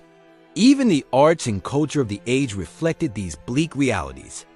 The literary forms popular among the elites were often dark and cynical, dwelling on the fleeting nature of life and the inevitability of suffering. The great haiku masters wrote of existential despair, while the playwrights staged dramas full of betrayal, vengeance, and death. There was little room for hope or optimism in this grim worldview. The people of feudal Japan endured lives of unrelenting hardship simply because they had no other choice. They were born into a system that demanded their submission and offered no path to a better future. But even in the darkest of times, the human spirit finds ways to resist. We see this in the small acts of defiance and self-assertion carried out by people like Hannah in the star-crossed Ada lovers. They may have been ground down by the weight of their society, but they still found tiny ways to assert their humanity. And in the larger scope of history, we know that change was coming. The feudal system, for all its seeming permanence, was not to last. The seeds of its undoing were already being sown in the form of economic shifts, social upheaval, and new ways of thinking that would eventually break the centuries-old order. But those are stories for another day. For now, we leave feudal Japan as we found it. A harsh and unforgiving world where life was brief and often brutal. It is a sobering reminder of the cruelty that humans can inflict upon one another when avarice and authoritarianism are the guiding forces of society. And yet, it is also a testament to the resilience of the human spirit that people could endure such bleak conditions and still find small ways to love, to laugh, to create art, and find meaning. This is the inextinguishable spark of hope that carries us through even the darkest of times. As this final chapter comes to a close, we invite you to take a moment to reflect on the incredible hardships and challenges that the people of feudal Japan face every day. Their struggles may be distant from us in time and place, but their experiences speak to universal truths about the human condition and the indomitable will to survive and resist in the face of oppression. If you found these stories and insights compelling, we encourage you to like and subscribe to our channel. There are so many more fascinating journeys into the past waiting to be explored, and we will be honored to have you along for the ride. Until next time, this is your guide through the annals of history, wishing you a restful night's sleep filled with dreams of a brighter tomorrow. For though the feudal era may have been a time of great darkness, we can take solace in knowing that the dawn of a new age was just over the horizon.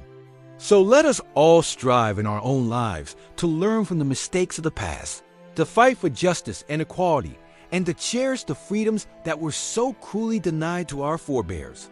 If we can do that, then perhaps their suffering will not have been in vain, and we can begin to build a world where the light of human dignity shines for all. Good night, and thank you for joining us on this journey into the shadows of history. May your dreams be filled with the hopes of a better, more just world. As we've seen, the life of a peasant in feudal Japan was one of unrelenting hardship and toil. From sunup to sundown, they labored in the fields, eking out a meager existence at the mercy of their local lords. Even the slightest misstep or misfortune could spell catastrophe. Take the story of young Jiro, a fictional but all too representative farmer's son in the early 1700s. From the time he could walk, Jiro was put to work feeding livestock, hauling water, repairing tools. Playtime was a rare luxury. His childhood was spent in service to the unending demands of the rice paddies. As Jiro grew into adolescence, his responsibilities only increased. With his aging father struggling to keep up, more and more fell on Jiro's shoulders. Long days bent over in the muddy fields left him with an aching back and weathered hands that belied his youth. A quarter of the rice they grew went to the daimyo as tax, leaving precious little to fill their bellies. When Jiro was 16, his life took a dramatic turn. A minor dispute with a higher-ranking villager ended with Jiro knocked to the ground, his face pushed into the dirt. Enraged and humiliated, Jiro foolishly challenged the man to a fight. Unarmed combat between peasants was harshly forbidden. When word reached the magistrate, the punishment was swift and severe. Jiro was dragged before the village, stripped to the waist, and tied to a post. In front of his family and neighbors, he was flogged 20 times with a wooden paddle, the crack of each blow ringing out across the hill. By the end, Jiro was a bloody, broken mess. The skin flayed from his back, he hung limply in his bonds, barely conscious. For his insolence, Jiro was cast out from the village, exiled to wander as a beggar. If he returned, he'd be executed on the spot. His tearful parents pleaded for mercy, but the law was unyielding. At 16, Jiro was now rootless and alone. Just another lost soul cut adrift in a callous feudal system. His pain and despair were like an unheard scream in the night. Jiro's tale may be invented, but it echoes the reality faced by countless peasants of his time. In a rigidly hierarchical society with no social mobility, most were condemned to a life of poverty and servitude from birth. Stepped on by those above them, they had no recourse, no path to a better tomorrow. This sense of hopeless stagnation eroded the human spirit. Worn down by drudgery and deprivation, many sank into despair and nihilism. Suicide and infanticide rates were high, especially in times of famine. Heavy drinking and gambling offered fleeting escapes. Animosity toward the ruling classes sometimes boiled over into riots and uprisings, but these were always violently crushed. Some sought solace in religion, praying to Shinto spirits and Buddhist bodhisattvas for divine intercession. But in a world where bad karma was believed to carry over from past lives, many saw their wretched state as an unalterable spiritual destiny. They were born into suffering because they deserved to suffer. Also, the dominant Neo-Confucian doctrine claimed opportunities for genuine joy and fulfillment were few. Marriages were arranged for practicality, not love. Festivities and holidays offered brief respites, but the specter of hunger and hardship always loomed. For farming families, a daughter was often seen as just another mouth to feed. Many were sold into servitude at a young age or trafficked into prostitution. This was the bleak reality hidden beneath the silk screens and cherry blossoms. The immense human suffering on which the elegant facade of feudal society was built. While samurai warlords waged their endless power struggles, the peasantry bore the bloody cost. Their cries muffled beneath the clatter of armor and sword. But oppression can only be sustained for so long before the center starts to crack. By the mid-1800s, the feudal system was straining under its own weight. The samurai class had grown bloated and unruly, bleeding the daimyo's coffers dry. Merchants were gaining economic clout, upsetting the traditional order. 2 centuries of enforced isolation had left Japan vulnerable and backward compared to industrializing Western powers. When outside pressure finally forced Japan's ports open in 1853, the shock waves reverberated throughout society. The influx of foreign ideas and technology undermined old certainties. Calls for change grew louder, even as the Tokugawa shogunate scrambled to reassert control. The ensuing turmoil would spell the beginning of the end for feudal rule. In 1868, imperial power was dramatically restored under Emperor Meiji, and Japan began its dizzying ascent into the modern age. The feudal caste system was officially abolished, though social inequalities would linger for generations. Rapid industrialization and militarization catapulted Japan onto the world stage as an emerging colonial power. But even as the trappings of feudal life faded into history, its deep imprint on the Japanese psyche endured. The Neo-Confucian ideals of filial piety, social harmony, and unquestioning loyalty to authority remained deeply ingrained, if less overt. The concept of knowing one's place still exerted a powerful pull on the cultural imagination. In many ways, the story of feudal Japan is one of extraordinary resilience in the face of relentless adversity. Through centuries of war, famine, and oppression, Japan's people found ways to preserve their unique culture and identity. From the exquisite art of the floating world to the austere rituals of the tea ceremony, beauty and meaning were painstakingly wrought from the darkest of circumstances. But we shouldn't romanticize this brutal chapter of history. The human cost was incalculable, and the scars run deep. Feudal Japan was a society built on a foundation of exploitation and suffering, where the strong ruled with impunity and the weak endured what they must. It's a solemn reminder of the cruelty we're capable of inflicting on one another. So let us remember the forgotten lives ground beneath the wheel of feudal oppression.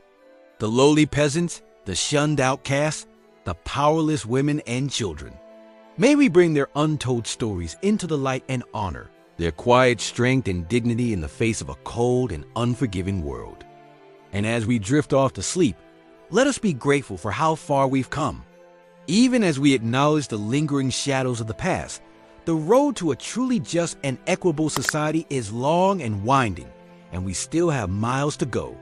But by learning from the hard lessons of history, we can keep striving for a future where everyone has the chance to live with freedom and dignity. This brings us to the end of our journey through the dark annals of feudal Japan. If you found this exploration meaningful, consider giving this video a like and subscribing to the channel for more deep dives into the hidden corners of history. We'll be here, keeping the flame of remembrance alive, one story at a time.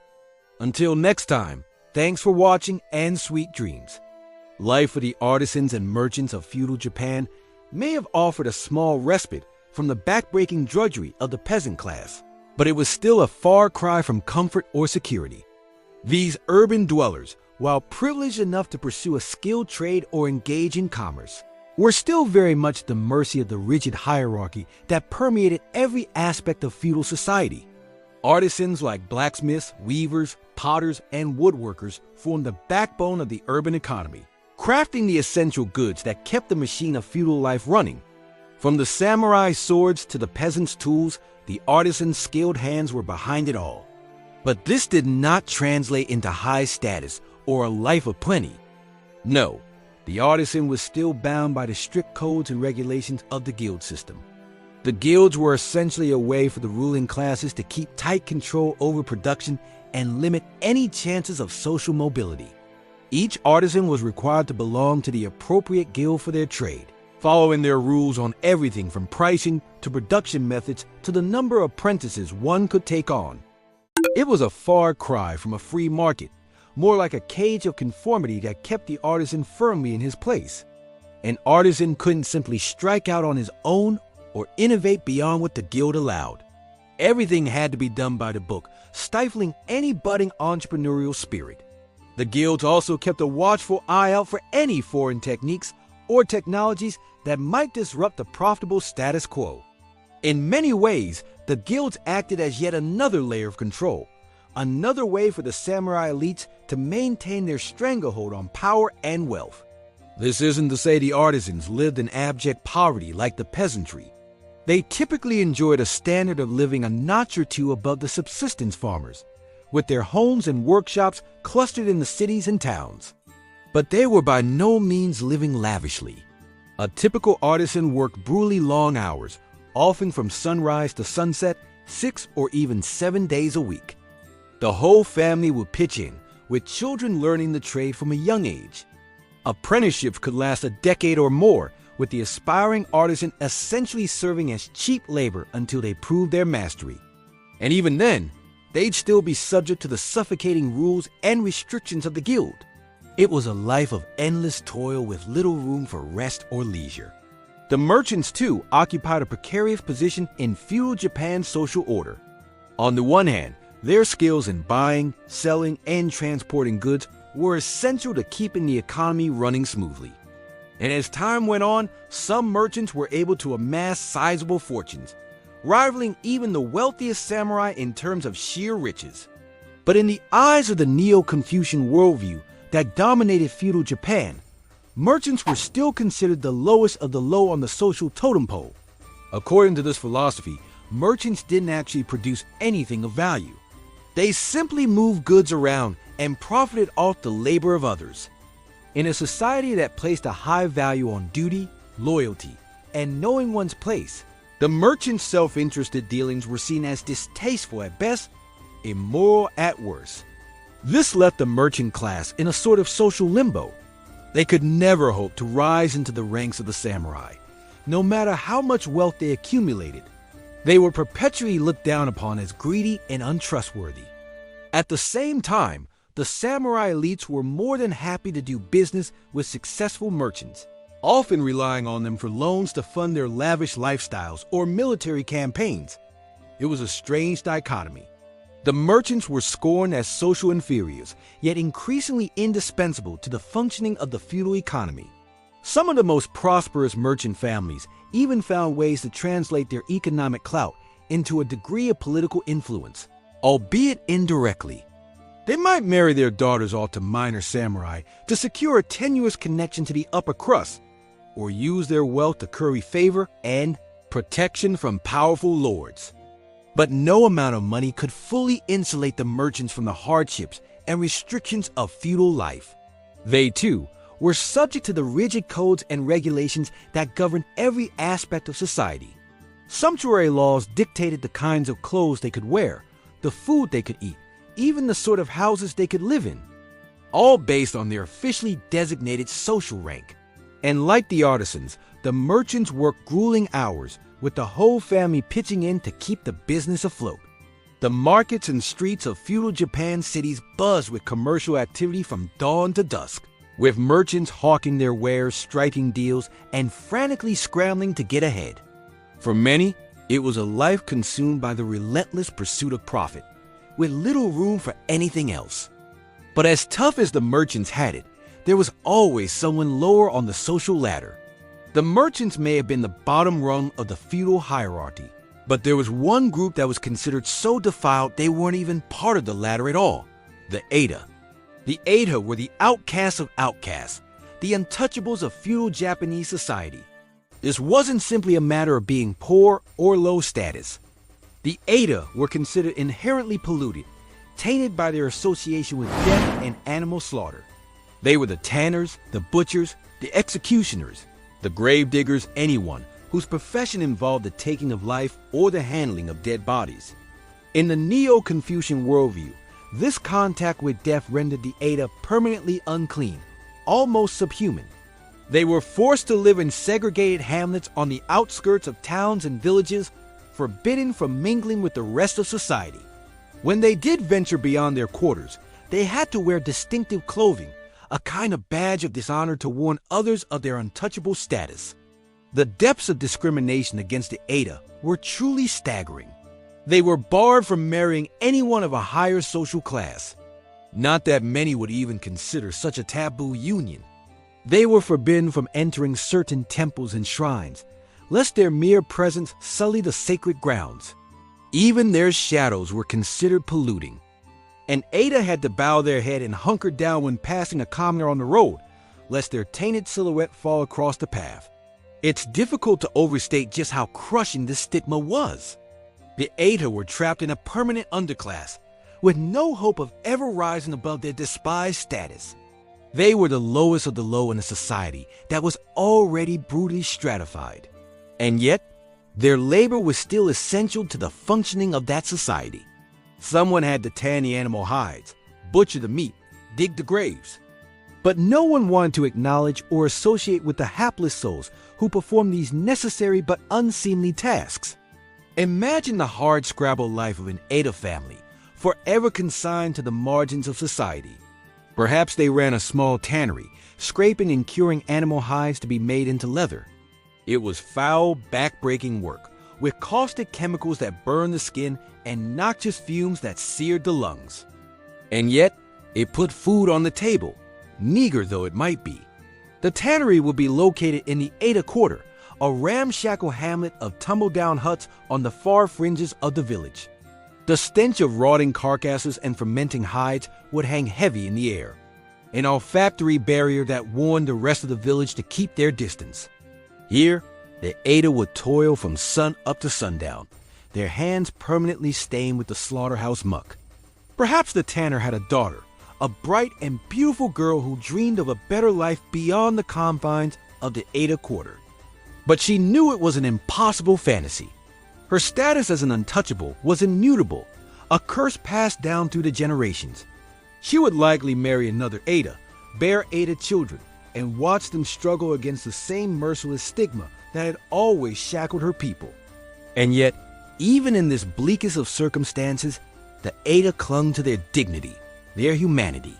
They formed tight-knit communities, bound together by their shared hardship and their stubborn refusal to let the dominant society crush their spirit. They found solace in their own rituals and traditions, in the quiet moments of grace that could still bloom amidst the unrelenting discrimination. But make no mistake, life for the Ada was a brutal, soul-crushing existence. They bore the cruelest brunt of feudal Japan's rigid hierarchy, forever relegated to the shadows and cesspits of society.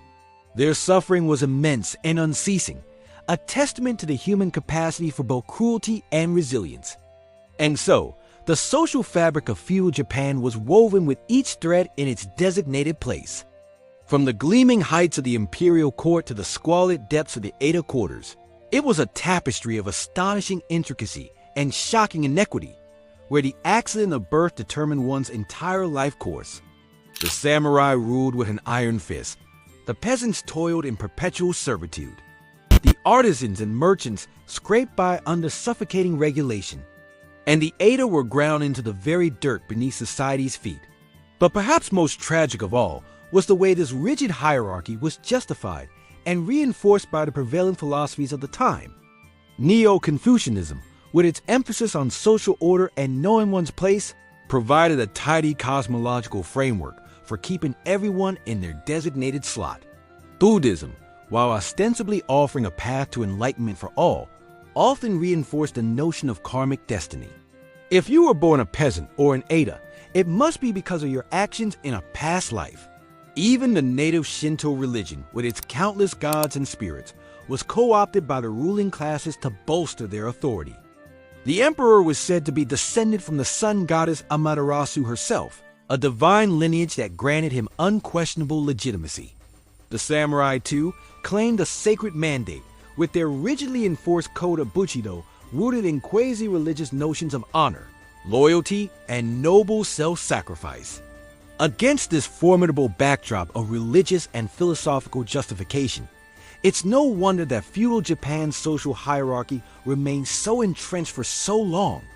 When every aspect of the cosmos seemed to ordain the existing order, when even the gods themselves appeared to sanction the suffering of the lowly, it took an almost superhuman act of will to imagine anything different.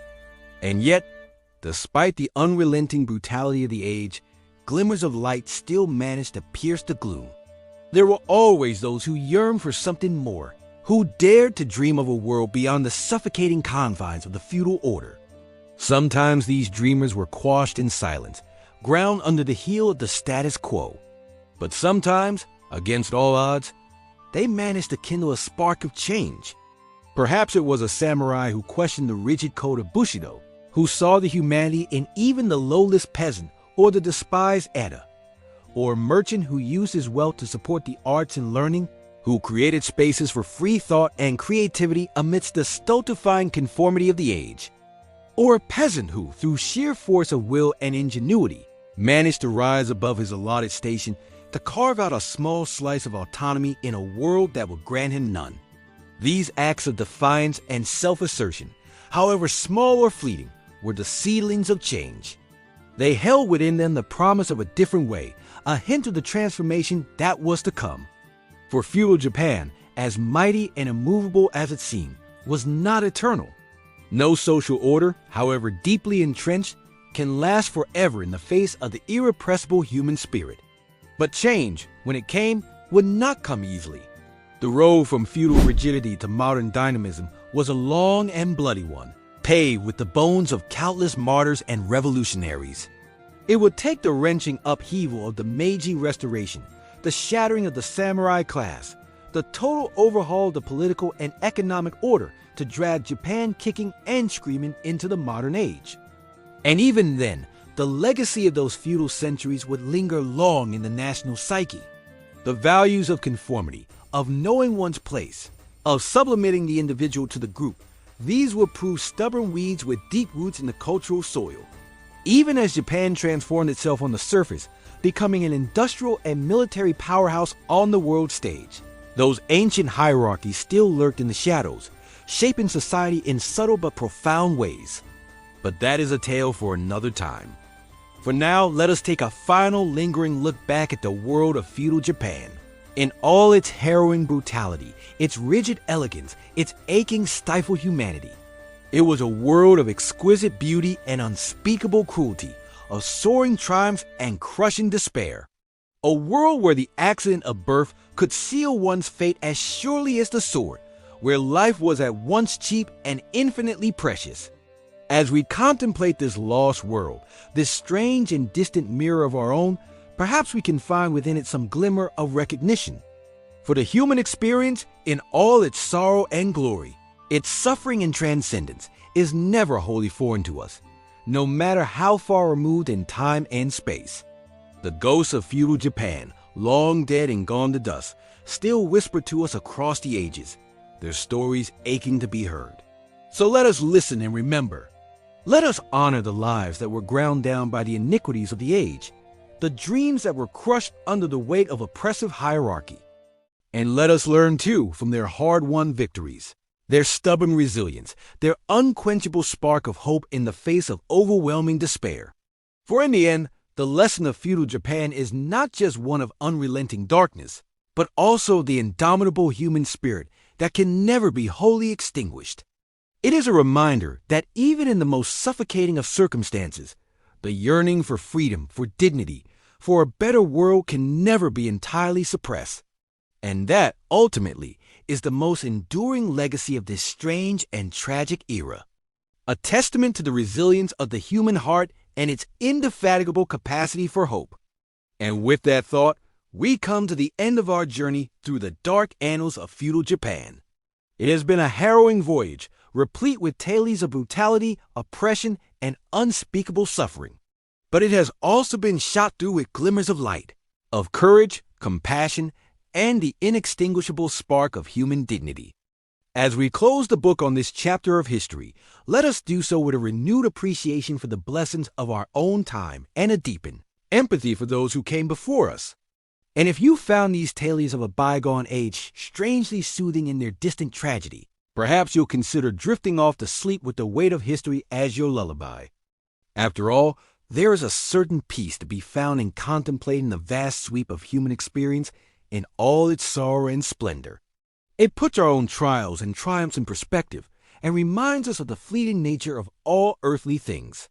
So rest now and let the echoes of old Japan carry you off to slumber. And if you enjoyed this sojourn into the darker corners of history, do consider subscribing to this channel. There are always more untold tales waiting to be unspooled. But for now, good night, and may your dreams be untroubled by the ghosts of feudal Japan. They have lingered long enough in the shadows of memory. Let us grant them, at last, the peace of a quiet repose. As we've seen, life for the vast majority in feudal Japan was defined by backbreaking labor, grinding poverty, and a rigid social order that offered little hope of a better future. The unrelenting struggle to survive consumed nearly every waking hour, with each day blurring into the next in an endless cycle of toil and privation. For the peasants who made up the bulk of the population, existence was particularly grim. They were essentially serfs, bound to the land they worked and subject to the often capricious whims of their local lords. Rising before dawn, they would labor in the fields until dusk, coaxing what meager sustenance they could from the earth. The fruits of their labor, however, were never fully their own. A crushing tax burden ensured that the lion's share of any harvest went to fill the coffers of the local daimyo and samurai class. Payments were due in rice and other crops, leaving peasant families with barely enough to survive on. In lean years, when harvests were poor, many faced the specter of starvation. Even in good times, most lived on the knife's edge of subsistence, forever one fell crop away from destitution. This precarity was compounded by the fact that peasants enjoyed very little in the way of rights or legal protections. The strict codes that governed feudal society placed them firmly at the bottom of the hierarchy, their lives considered expendable by those above them. Samurai, who served as the enforcers of this rigid order, could strike down a peasant with impunity for any perceived slight or breach of etiquette. A vicious cycle of poverty made this oppression nearly impossible to escape. Denied education and opportunities for advancement, peasants were locked into their subservient status from birth. The scant surplus their labor generated was quickly siphoned off by rents and taxes, leaving no path to accumulate even modest wealth or holdings. The weight of this system bore down across generations, each born into the same misery as the last. Desperate families might sell children into servitude or prostitution when times grew lean, forever rending their most precious bonds for a few coins to ward off starvation. Even the relative security of a peasant village offered little sanctuary from the upheavals of the era. Rival warlords vying for supremacy frequently clashed in the provinces, their armies living off the land as they marched. For villagers caught in their path, this could spell disaster, as homes were razed, food stores plundered, and loved ones cut down by uncaring blades. The story of the Sato family, humble rice farmers living in the shadow of Mount Fuji in the early 1600s, illustrates the fragile lives of the peasantry. For generations, the Satos had worked the same small plot, eking out a meager living. Goro, the aging patriarch, could trace his lineage back countless generations, all battling the same unforgiving earth. That year, as the summer stretched on without rain, their rice paddies slowly withered under the merciless sun. By harvest time, only stunted grains emerged from the cracked earth, a mere fraction of the usual crop. With heavy hearts, the family measured out their portion, setting aside the rest for the tax collector. What remained was scarcely enough to last the winter. As hunger gnawed at their bellies in the cold months that followed, Goro and his wife Meiko grew increasingly desperate. Their 2 young sons were listless, wasting away before their eyes. Meiko begged Goro to keep some rice from the tax payment. But he knew failing to pay in full could spell even worse disaster, having witnessed neighbors dragged off and beaten severely for short payments. In the end, they did what they had to do to survive. With no coins to buy food, the only thing of value the family had left was their daughter Akiko's youth and beauty. One dark night, Meiko bundled up the frightened 12-year-old and, choking back sobs, delivered her to the village brothel. The paltry sum she received in return would be enough to buy a few more months of meager food. But the family would never be whole again. Akiko's fate was all too common for vulnerable peasant girls of the time. Sold into servitude or brothels by desperate families, their brief lives were marked by exploitation and abuse. Seen as little more than cattle, they enjoyed no semblance of autonomy or legal protections. Beaten down and often gravely ill, few survived long in the harrowing conditions of the time. The trauma of Akiko's loss shattered the already strained Sato family. Mere months later, Goro's aged body finally gave out, collapsing in the paddies he attended his whole life. Meiko would follow before the year was out, wasting away from grief and hunger.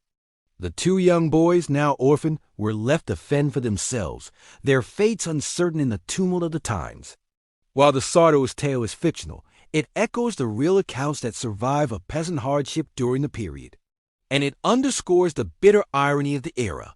that those who toiled the hardest reap the least rewards, forever locked out of the comforts and securities enjoyed by the ruling class.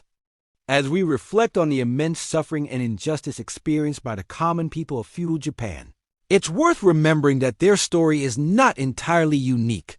Across the centuries and spanning the globe, rigid hierarchies that concentrate power and wealth in the hands of a chosen few have often spelled misery for the masses below.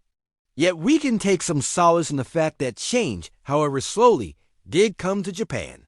The feudal order that had endured for so long finally began to fracture in the 19th century, buckling under the weight of its own contradictions and the rising pressures of modernization. In the tumultuous decades that followed, Japan would transform itself, the old ways crumbling before the relentless march of progress. The road ahead would not be an easy one, with new trials and upheavals waiting in the wings of history. But it was a path forward, out of the stifling confines of the feudal past and into a new era where the possibility of a better life flickered on the horizon. As we close this chapter on the often brutal realities of feudal Japan, the hushed sounds of the night beckon you towards restful slumber. Let your mind drift off into the waiting embrace of sleep, the cares of the long ago fading like mist beneath the rising sun.